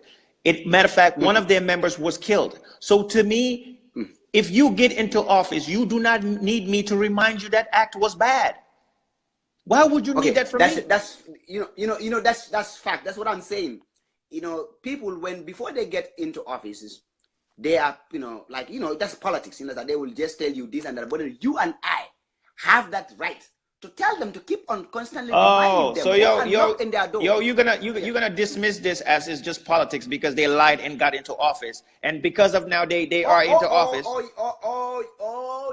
Yes, I'm gonna. You know what? This is how independent I am. I am saying, not like politicians. You cannot just vouch for every word of these government politicians. There is no politician in the Gambia that I cannot fault. Musa, ask me any single one who didn't lie. All of them. So because of they have all the potential to lie, what we're gonna do? I'm just saying. No, hang on a second. I wouldn't call it lie. I wouldn't call it lying. It may not be the right thing to say. I would say they use a political language. That political language, somebody might interpret it as like a lie. But all these politicians in the Gambia, Halifa Sallah, said the same things. Lawyer Dabo said stuff that actually when he comes to president, he cannot do. He cannot just achieve them right away. Okay. Barrow did the same thing. So now that's a fact. Even you, if you go to that thing, you will gonna do the same thing. If Bakari Baji being this thing, he gonna make KMC this and that. He cannot make it like that. I believe that actually he can attempt to make those things, but he cannot make KMC like what is attainable in Seattle or in America here. So it's not feasible unless I'm dumped. Yeah. So if I'm dumped, so how long are we gonna sit with the Jamia laws? How long? I mean, this is very, very, very important. I think this is where the National Assembly came into play. I think they said they set up a constitutional review committee, which is to start work already. That is in place. So I'm not a constitutional expert, so I don't know how long it will take to work on the laws. But I can see that actually the political will is there. I mean, to make sure that actually we do away with some of these drag. Why do you guys defend everything that you guys were fighting against before? Do not say we defend. Should I also say why you guys also against everything? That's very wrong. Hang on a second. Something like that. I was against the Public Order Act. I'm still against it. Yes. I am against a government that is corrupt, and we are still against it. When a citizen was tortured under Section 21, it applies that no one should be tortured, and people were tortured under Barrow, and I am still against it. The citizens have the right to assemble peacefully. I am still for that, which the government right now is apparently against that. So, Legi, if you guys were okay with Solo Sandeng going out there to protest for electoral reform, why did you guys deny the Occupy Westfield to go out there and protest? Occupy what? Occupy Westfield. Okay, Occupy Westfield. I think you know what? I'm very different from what you may take me to be, or probably let me just put it that way. Like I am somebody. I'm a very young guy going to school right now. I knew what I want. It doesn't mean that actually I'm supporting United Democratic Party. Whatever, this government do, I against it. I do not see no reason why those people should be denied permit. In fact, denying them permit makes them popular. You understand what I mean? That's my own opinion of it, and I've wrote that one on my Facebook. Denying them permit makes them popular because like people like PMJ will be crying, oh, this dictatorship, stuff like that's gonna be. So you don't believe? So you don't believe that we are in dictatorship? No. Okay, this is where that's subjective. Like I do not really believe that actually we are in dictatorship because one of the reasons why I do not believe in like there is no arbitrary arrest of people. What? Tell me Wait one. a minute. Tell me one. Yes. One hang, arbitrary arrest of people. Hang on a second. If the Constitution guarantees a peaceful right to assemble, no, the Constitution do not guarantee it. Huh? If it public order act is there. This is, you know, this is where you guys get oh it my wrong. God. The Constitution and every other act and every other laws. That's what the law says. You see that there is something wrong. You cannot just use Section 25, freedom of assembly and freedom of association. You cannot use that, that only. You have to hang on. You just told me that you're not as constitutional expert. See, I'm not one either. But trust me. Hang on a second. Let me tell you. There's something called the right is guaranteed, but it's not absolute. When it is not absolute, that is where the government would tell you that, hey, yes, you have the right to peacefully assemble, but when it becomes unruly to the point where it's a threat to the neighborhood, when it becomes a disturbance of peace, the government can come and contain it. That's what it means. That's only what the Public Order Act means. But the right to peacefully assemble is guaranteed. Okay, this is what I'm saying. I mean, the law says, like section, where it is guaranteed, that is Section 25 of the Constitution of the Gambia. This is what I'm saying. You have to put to account all these other laws. You know, there is something that they call all the Constitution and all other laws. Did you understand that part too? All other laws. That's where this act come into play. So which one is superior? Where the police. Okay, you know which one is superior? There is no superiority. There is no superiority in this. Sir, exactly. I'm gonna have to end this debate, man, because I'm not helping myself. We just gotta end it there because like there is no superiority. Because the same thing that. So wait a minute. Why is it that when we refer the Constitution, the supreme law of the land, what does that mean?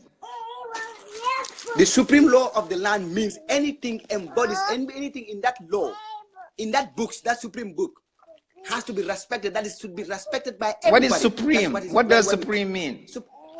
Paramount, super. Okay, then that is the highest, right? No. You see, you don't understand the Public Order Act. The Public Order Act is also part and parcel of this thing because the Constitution gives us a section. It is secondary. It's secondary. That's why it's called an secondary, act. But it was given back. It was given birth by that. And that is why it was challenged. You cannot just take other You can challenge an act, but you cannot challenge a constitutional clause. I mean, what are you talking about? But anyway, thank you so much. It was an honor. It was an honor, though. All right, thank you, bro. I mean, you know, this is the democracy. Obviously, you know, people have their own point of view, and it is different. This is the country. I mean, but hey, we are here. I mean, you know, we cannot disown people. It's a painful process.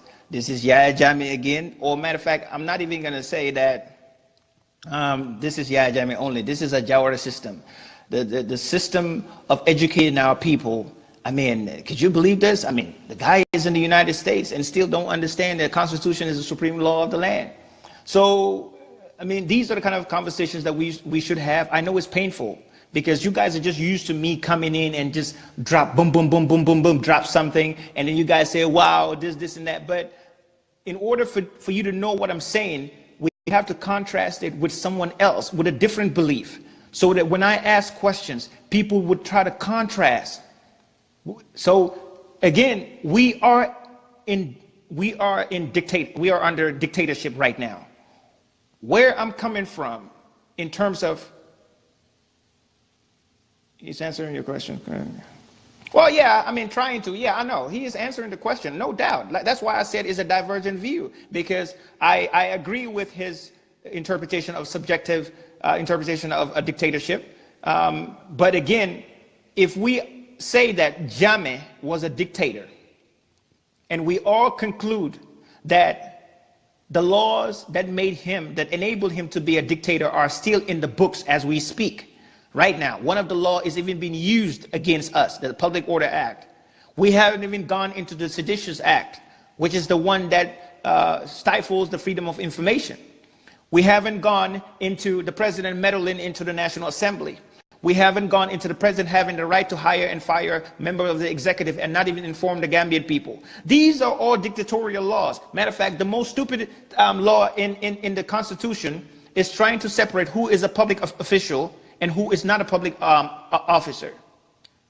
So we have one for the ministers and the president, they are not deemed as public servant, but then the other one, the civil service, is deemed as a public servant. So they put all the moral laws, the one that you should not participate in elections, the one that says that you should not take campaign funds, all of that. They put that for the civil service. But the ones that those rules don't apply to, they put it out there for the ministers and the president.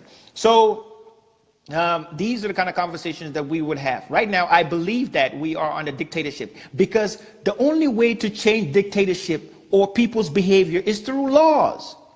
That's why here in the United States, people say we are a country of laws. When we speak of immigration, as painful it is to deport a family, let's say a mother, a newly, mother that with a newborn of probably 3 months, the United States have the right to deport the mother and retain the child. As inhumane as it may sound, but these are the laws of the country, and it has to be enforced. But the problem with us in the Gambia is we have very good laws, or quote unquote very good laws, but we do not have ways to implement it, to enforce it. So the laws that put Yahya Jammeh as the #1 dictator in West Africa, to the point where he was ousted by ECOWAS, Barrow did not change any of them. Barrow did not change any of them. So if you retain the laws, I said it, you cannot create a democracy under dictatorial laws. Could you imagine what would have happened if the state guaranteed the right to assemble, which is Section 25? Well, I was surprised that this individual don't even know that the right is guaranteed, but let's say it is a guaranteed right. But the state is going to put in stipulations under an act, because a constitutional clause is always vague. It's doctrinal. What we mean by doctrinal is a belief system. So when you put a belief system, you are saying, you are anticipating that the people who are not even born, the Gambians who are not even born, they will share these same beliefs. And that's what you put on paper. What you are saying is that the people who have the right to assemble must be guaranteed. But these are the things that stipulate the procession. If you want to go out there and protest, the government is saying that we do not want knives, we do not want guns with it, because that would be an unsafe environment. The government can stipulate that if you want to protest, this is a public arena and this is the private area. So to me, these are kind of laws that the government can put in place and refine the Public Order Act. Or at what point does the police officer or the police department have the authority and right to arrest you? When does the peaceful protest become a riot? Those are only questions that the National Assembly can answer. But you just cannot leave it there and just Public Order Act is out there and is constitutional. No, you have to challenge that. But it was an interesting debate. I just wanted to come to set the record straight in terms of the lies that were peddled by Papa Njai and his team. It didn't surprise me, because Sabali is part of his executive, and the same misinformation that he had in terms of the director of GRTS, he's employing the same tactics. Lamin Gano, who probably was close to Yahya Jammeh before, holding his briefcase and all of that stuff in the military, he too is employing these same tactics of misinformation, lies. And I'm saddened that most of these political parties now have joined the fray in terms of pushing the interests of their own political parties over the interests of KMC. Like I said again, I'm going to reiterate this again. This is a two-race horse or horse race. It's between Talib and Bakari. The youths are taking over. They're no longer succumbing to holding t-shirts and listening to these political parties. The youths now want opportunities. They want to grow. They do not want to be told what to do. So that is the reason why they're out there finding stuff for themselves. They're asking questions. They're challenging authority.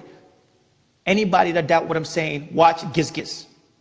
Watch the likes of Dr. Cisse. Watch UTG. All these people. Sooner or later, we would have heavy influx of lawyers. They can arrest anyone based on, yeah, that's what I'm saying. It's so vague. The Public Order Act is so vague. So, oh, Alfugano. Okay, sorry. Thank you so much, Fami. Alfugano. Yeah, these people, they are behind Papanjai, and they're the ones peddling all these lies. So thank you so much, Femi. But us, Team Bakari Baji, we are not going to be bought. We are laser focused on developing our programs.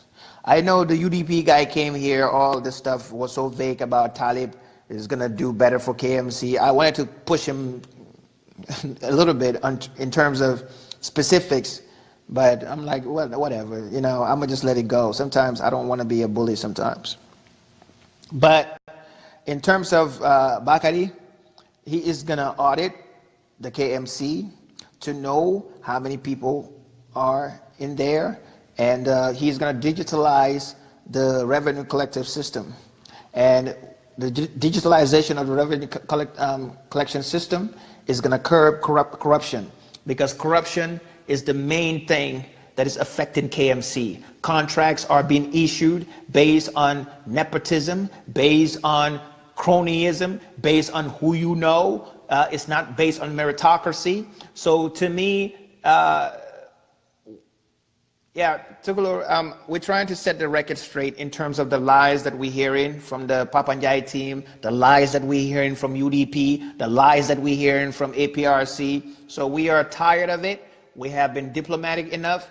We have been silent. And right now we responded. If UDP says that we picked up $5 million from APRC, is a bald-faced lie. If APRC said that we picked up $5 million from UDP, is a bald-faced lie. If UDP goes out there and say that Bakari Baji is an APRC candidate, it's a bald-faced lie. If APRC goes out there and say that Bakari Baji is not Jola enough, it's a bald-faced lie. If Papanjai goes out there and say that they have conducted a survey and they won, that's a bald-faced lie. The survey was never conducted. Matter of fact, he's the one that chickened out. Daba, our communication director, came out there and spoke to all of us. So these are the politics of deception. These are things, Johamne, they are lies, and we have to confront it. This is a new era of politicking. We are going to confront lies anywhere we hear it. We're going to tell the Gambian people that these are all distractions. All these parties, they don't have a program. They don't have policies. They don't have transformative ideas in terms of how to transform that area, that KM area. So all they are doing right now is lies, distraction. So we are saying no to that. We are saying stop. Because Bakari Baji is resonating. His policies for women empowerment is resonating. Even right now, his campaign manager is a woman, young, in her, even before 30s, I think late 29 or something like that. She is the one manning this whole campaign, very respected. Voice of women is out there. We do not fear women leading. She leads, we follow, and everything is working well. We are knocking on doors. Our message is resonating. People are loving this guy. Anytime we do a door-to-door, this is what scares me about you, some of you Gambian people. When I share a video, please understand the setting. What I mean by setting is, there's a difference between a rally and a house-to-house campaign. Obviously, if we are doing house-to-house campaign and I share a video and that video only have about 5 people or 10 people sitting there, it's because it is a house. It wasn't done outside for a rally. So please, let us get the understanding, okay? We're knocking on doors. They copying our schedule. They copying the way we talk to the people. They are selling. They buying votes. They are out there buying votes with bags of rice, with sugar, whatever, diapers, name it. You know. But I believe that the Gambian people are gonna surprise everyone. The same time that they surprised the whole world on December the 1st. I think the Gambian people are going to reject cynicism. The Gambian people are going to reject negativity. The Gambian people want a positive campaign. The Gambian people want people who can inspire them. The Gambian people want honesty, dignity, someone with a track record of helping people. You cannot abandon the people throughout your life. All of a sudden, you are pushed to be an aspirant, and all of a sudden you set up foundation. All of a sudden you started putting up all these dustbins and cans and all these cleaning utensils so that you can know that's facade. The Gambian people can see that through you, that you are fake. You are not doing it for the sake of their well-being. You're just doing it so you can get into positions. Let me tell you something, folks. I know that Gambia is probably even governed or controlled by a group of even not more than 10 people. I can count them on my fingers. These people have been controlling Gambia for the last 40 years. Each government comes, they use their resources, their influence to buy the government. You and I always get our voices drowned. These same folks are the ones who get the contracts. These are the folks who go out there and build all these buildings and charge us with high rents. Because if you have a monopoly on renting, guess what? And you build it, well, guess what? You can charge $2,000 for a month. Meanwhile, the average Gambian cannot even afford it. So these individuals, what they do is they have a kabiru, they have a group, and they all connected. Family versus family. They all connected. If you find out, look at the connection of Bensouda. Uncle is SG, Secretary General. So you want to tell me that person would not have influence? Sure, he would have influence. Mom is right now running the commission. Matter of fact, she was the lawyer for KMC. You know, she has been a lobbyist. So you tell me these connections. Do you think that Talib would have the interest of the people of KM? No, it's the special interest first. These are the people who have been controlling Gambia for so long. And look at them right now. Most of them who enabled the APRC now have shamelessly gone out there, and now they are part of UDP in the name of open democracy, in the name of acceptance and tolerance. They are saying that they can even tolerate the likes of CDS Baji. This is a party that doesn't have a core. Because to me, if I was part of an executive, I would go out there and renounce that. Yes, he has the free will to join the party, but under no circumstances would we welcome him, because he was part of the system that was part of the killing of Gambians, maiming them, raping them. But this party doesn't have a core. If you put Talib in there, guess what he's going to do? He doesn't have the balls. I'm telling you this way. I know for a fact, he is not going to stand up to Ousseynou Dawa. If Ousseynou Dawa wants to use the KMC to run for his political office in 2021, Talib would not say no. Matter of fact, guess what Ousseynou is going to tell him? He's going to tell him, you owe me. You owe me, because it was through my party. I took you out of nothing. Nobody knew you. You were not a name. I took you under my wings and I made you to be the mayor. Do you think that this person would not be obligated to pay back? Yes. He would succumb to that. Whatever Ousseynou needs, this man is going to give him. When it comes to Rohilo, don't get me even started. She doesn't even understand which book to read anyway. That's a fact. So please, Gambians, if we want to stop the one-party state, the party that wants to use Yahya Jammeh laws to continue the usurpation of power, this party did not care about the MOU. This party right now, because of dominance and greed, they have shunned up all the principles of democracy. All they're interested in is put themselves into positions of power. They have occupied the presidency. They have occupied finance. They have occupied foreign ministry. They have occupied lands. They have occupied GRTS. They have occupied PSC. All these are intricate government positions where if you take over these positions, you are going to win, because this is where our money is in terms of finance. The president is the most powerful man according to the Constitution, how it is designed. With this powerful position, he can hire and fire people or put people into right positions. This is what we call the politics of entrenchment. And with foreign ministry, if you have foreign ministry, guess what? You have the foreign donors and you have international bodies who would come and interact with you. And guess what? You would push your party interests first. If it's about local government, you can use the local government minister to control all the mayors and the chairpersons within the and the CEFOs and alcalos. Ladies and gentlemen, this is dictatorship 101. That is one party trying to entrench themselves using the Jammeh laws. That's why UDP wasn't interested in changing none of the laws. This is Machiavellian. I understand the strategy. Machiavelli always wrote this by saying that if you want to gain the principality of a state, what you do is you retain your predecessor. You retain the person that you took over from, you retain those laws until you cement yourself in power, until you are loved by the people, then you start to change their minds in a doctrinal way. You're trying to should I say, for lack of a better term, just indoctrinate them. There you go, to indoctrinate them.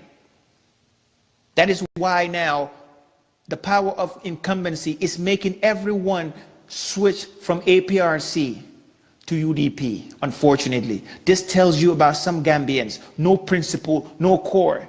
They have to feed their families. This is why people like me, I never believe in government being the biggest employer. For anyone who is out there in a party, chastising DOI, saying that they are a socialist state or a socialist party, tell them that to shut up. They don't know what they're talking about. Gambia in itself is a socialist country. Any country where the government doesn't advance the private sector to be the most vibrant economy producer is a socialist state. So the stakes are high again. I'm pleading to Gambians for sanity.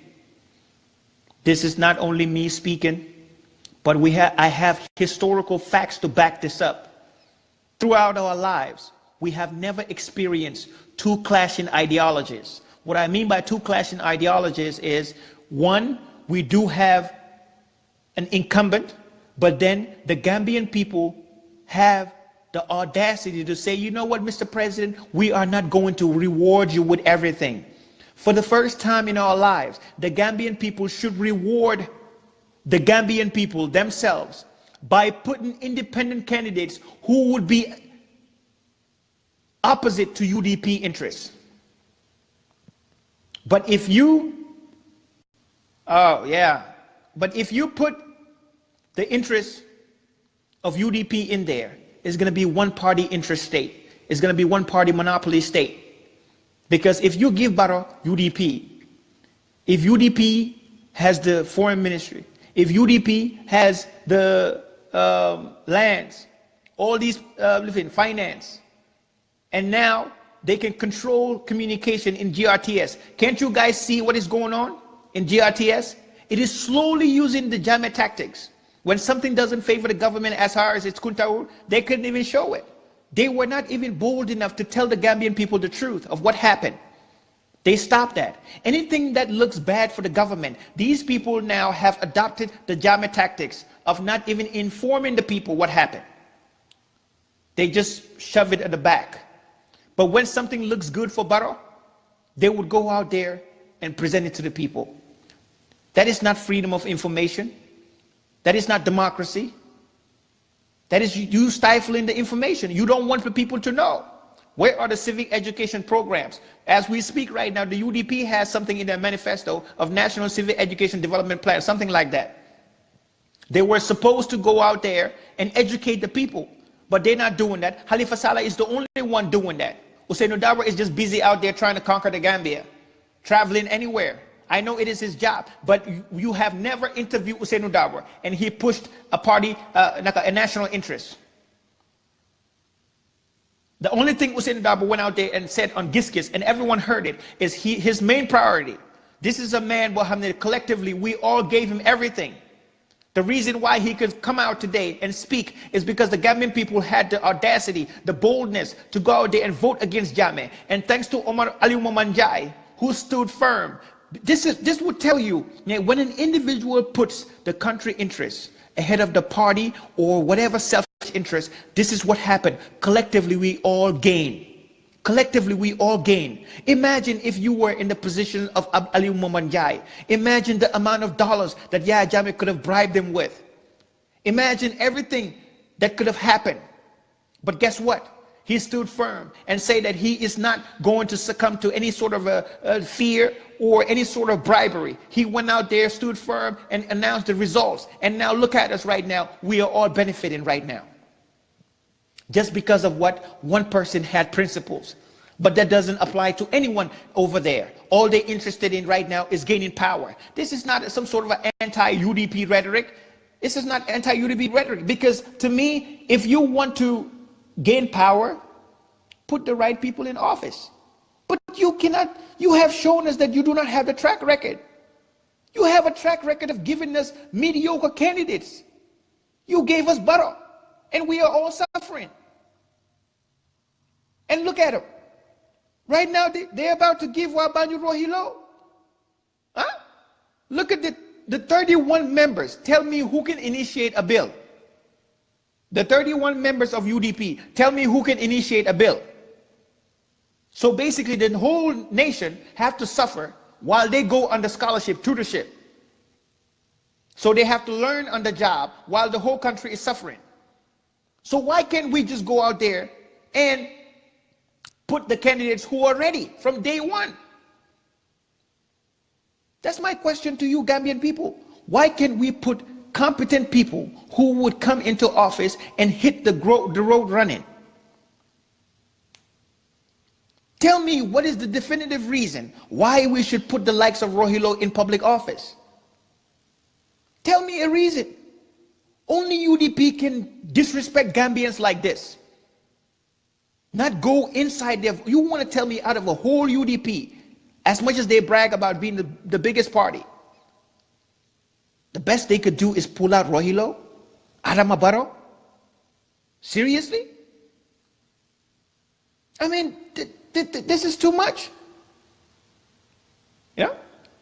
So, again, we are sounding the bells. We're sounding the alarms.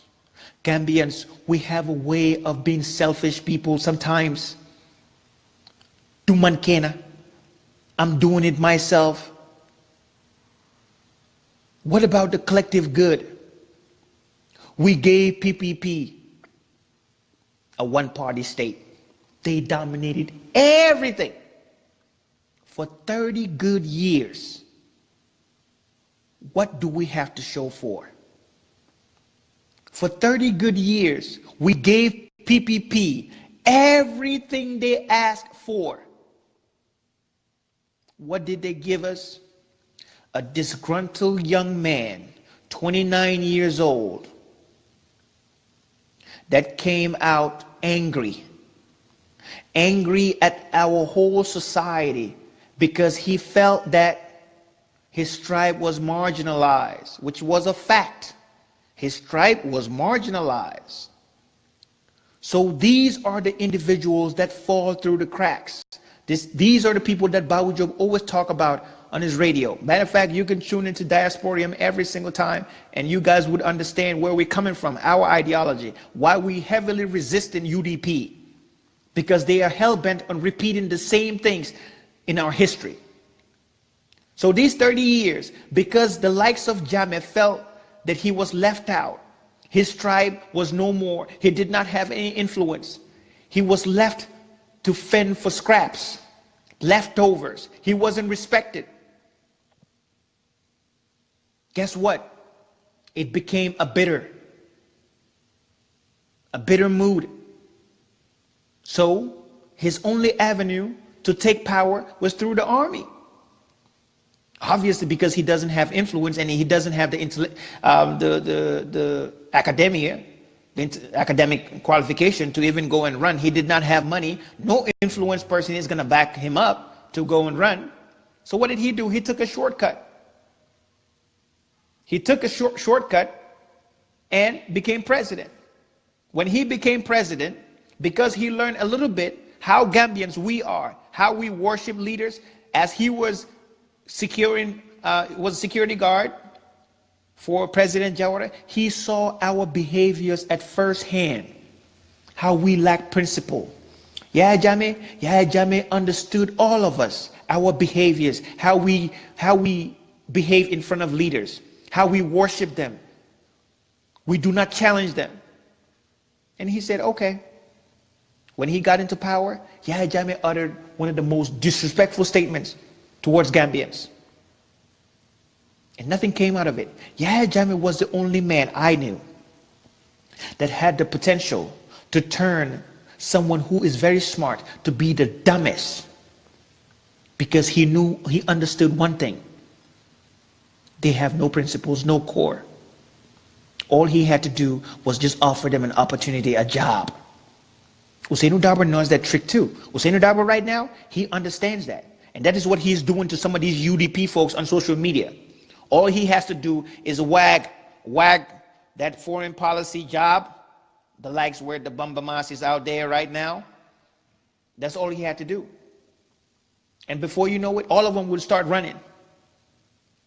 Let me tell you a secret today, if some of you guys don't know. To control Gambia, one thing you have to do to control Gambia: make sure that you are the president. That's it, to control Gambia. Then you see the domino effects, how it ripples down. So when you control, then you hire a finance minister. This person is responsible for sharing our cake and prioritizing it.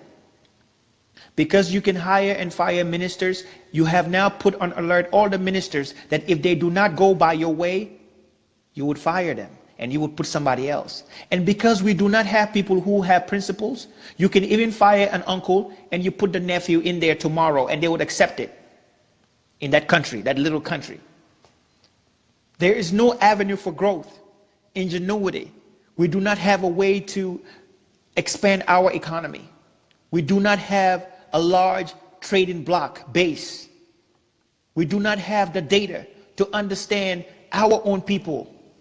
What kind of jobs do youth tend to go get, or women or men? These are all lacking in our country. And the leaders know that. The leaders know that. So how do we stop this? Again, we gave PPP 30 years. And look at what it turned out to. They gave us Jammeh. We gave Jammeh everything, all powers, 22 years. Look at us. No electricity, no water, no stable roads, nothing. And we are about to repeat the same mistake. We are about to repeat the same mistake by giving UDP to one of the most important municipalities in our country. They would use it to advance and entrench themselves more. Because right now they are not sure that Barrow is going to run again for 2021. That's the reason why now they have two separate camps in that country. Look at this nonsense is holding back the country. The division between Barrow and Ousseynou Dabour is holding back the progress of the country. So now, all of a sudden, these UDP folks now want all of us now to join them in holding the government accountable, because they now know now, it has now dawned into them now that Barrow is going to run for 2021.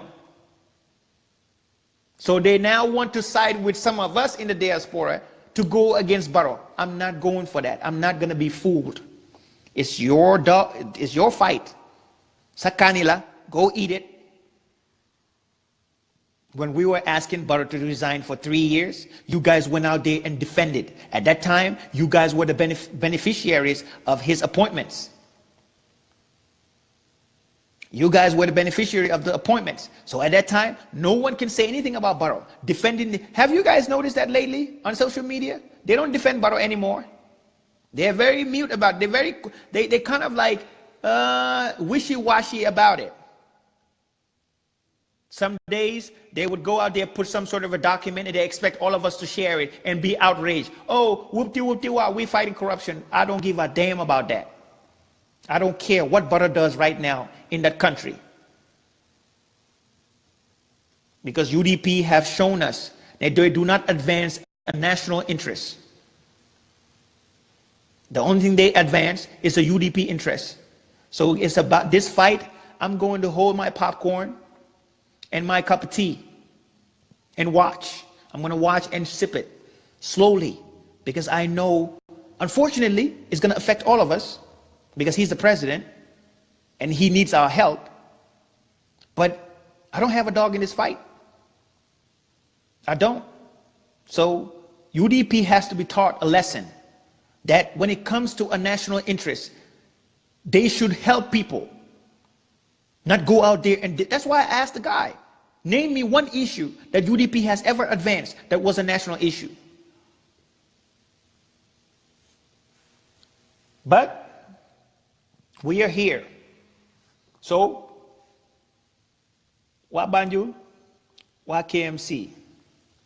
No one is even talking about BAC, become area council, because to them, they have already done their dirty tactics in there already. Tribalize it, do all kinds of stuff in there. So no one is even trying to even go out there to contest. We are hopefully going to educate the Gambian people slowly. The diaspora is doing a very good job. The independent ones, the ones who are not bought right now or who do not fear the insults.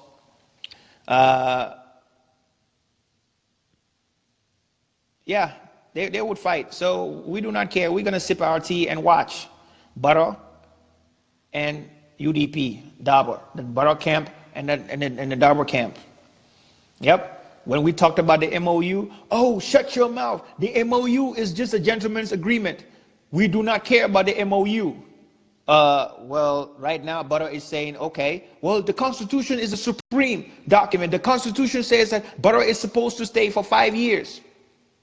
Okay, we get it now. Well, guess what? The same Constitution says too that the president can run for a second term. So don't come here and cry about the agreement. Well, the coalition, Barrow said that he is not going to run again. I don't want to hear it.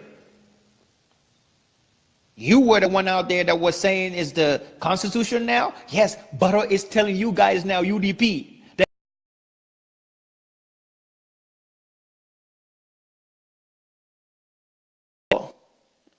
So yeah, la same kanila, eat it. Eat it. We would not join this fight. You know, we would all sit back. I'm urging all diasporans, people of interest, people of integrity, please do not jump into this fight between UDP and Barrow. Just sit back and watch. Matter of fact, if you were gonna shut down your Facebook after May 12th, shut it down. Go on vacation. Don't worry about it. Mark my words, there would be an incoming fight going. There's going to happen. It's going to happen. An incoming fight is looming right now between Barrow camp and Usainu Darbar camp. Unfortunately, the whole country is going to suffer.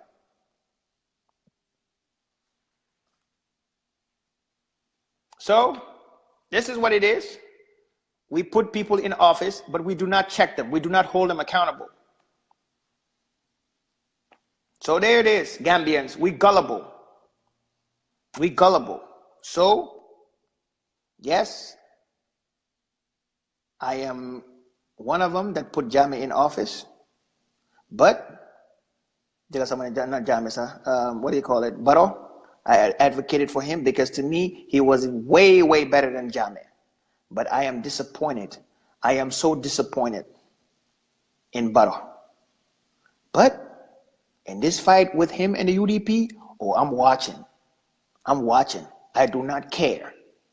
Even if it affects the whole country, I don't care. Let them go out there, sort it out. He's one of them, Teru. Right? Barrow is part of them. Yeah, go ahead. Yeah? Tingin tanghalniti, UDP. Ah! People are sick of you guys. Noise. Like I said again, if you put in qualified people, and you guys are working hard, then guess what? People like me would not have anything to say. But all you do, subangon gude bichik, Till on social media. No job, nothing. 1 year in office. Can't produce a damn electricity.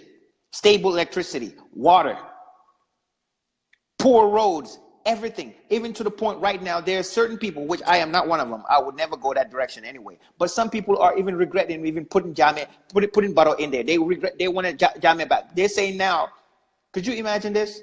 Gambians are at a point where they're saying that Baro, Jame is even 10 times better in governance than Baro. Wow, I never thought in my life I would see that. Baro is 10 times worse than Jame. So the only thing they're giving Baro is because he's not killing. And right now, he has started already arresting people. I mean, these are the facts. So, yes, let them call us DSS. They are the wolf in sheep's clothing because they have lied to the diaspora here. They are the ones that came out here and lied to all of us, all in the name of let's fight for country, let's fight for Gambia. Look at them right now. They're the ones jumping out there looking for positions. Whenever someone leaves the diaspora here to go down there, the first thing they ask you is, what are you doing here? Are you out here to look for a job? Are these not the same people who chastise you, say, stop talking to the diaspora and let's go out there and help them? But when you go out there, they ignore you because they feel insecure. So now they have ignored people. They have now manned all the positions. They have gained all the powerful positions in the country. Guess what? The country is still backward because they never put people in there based on merits. They do not hire based on merits. They do not hire competent people. They have turned off a lot of people to the point where they do not have capacity. Even the party themselves, they don't have capacity. This is what we're dealing with. An incompetent government. They gave us Baro. How can someone look at Baro, Halifa Saleh, Dr. Toure, even Mai Fatty, for God's sake, and then you choose Baro? Only UDP would do that. They're doing the same thing. Lizzie Yunsin, Ibu Fai, Ja, all these people, Rohilo. I mean, to me, they did a little bit better when it comes to KMC. Because of Talib. Talib, Mom, I can't say anything about his competence or whatnot. You know? But UDP just have a knack of giving us these kind of incompetent candidates. And no one is supposed to say anything about it. When you say that you hate Mandinkas, you hate this tribe, then you ask them, wait a minute, I was talking about UDP. How did we jump from UDP to Mandinkas? Oh, you a bigot. You hate this tribe. Well, wait a minute. I thought you said that UDP is a multi-diverse party that has Fula, Aku, all these people in there. So how come when I speak of UDP, it's only Mandinkas that jump out of there to defend? You showing yourself. You exposing your bigotry. You knew that the agenda for UDP was never about ideas and plans. You knew what you were doing. And you know what? For your information, Gambians, this is the new thing. Kicker now. Guess what they're doing? Some of them. The call. The call now is, I'm going to say it out there. The prominent Mandinkas come home from the West here, right? Come home. It's our time to eat. Now, that is the call now, unfortunately. It's not, oh, you, the PhD holder in chemistry, come home and help us so we can start bringing drugs.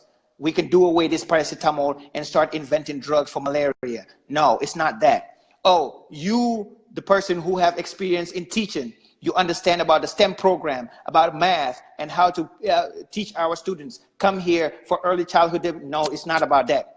You, the person who's an engineer, and now you want to fix our roads and bridges. Come home and help us. No, it's not about that. You, the individual who's out there who can bake food.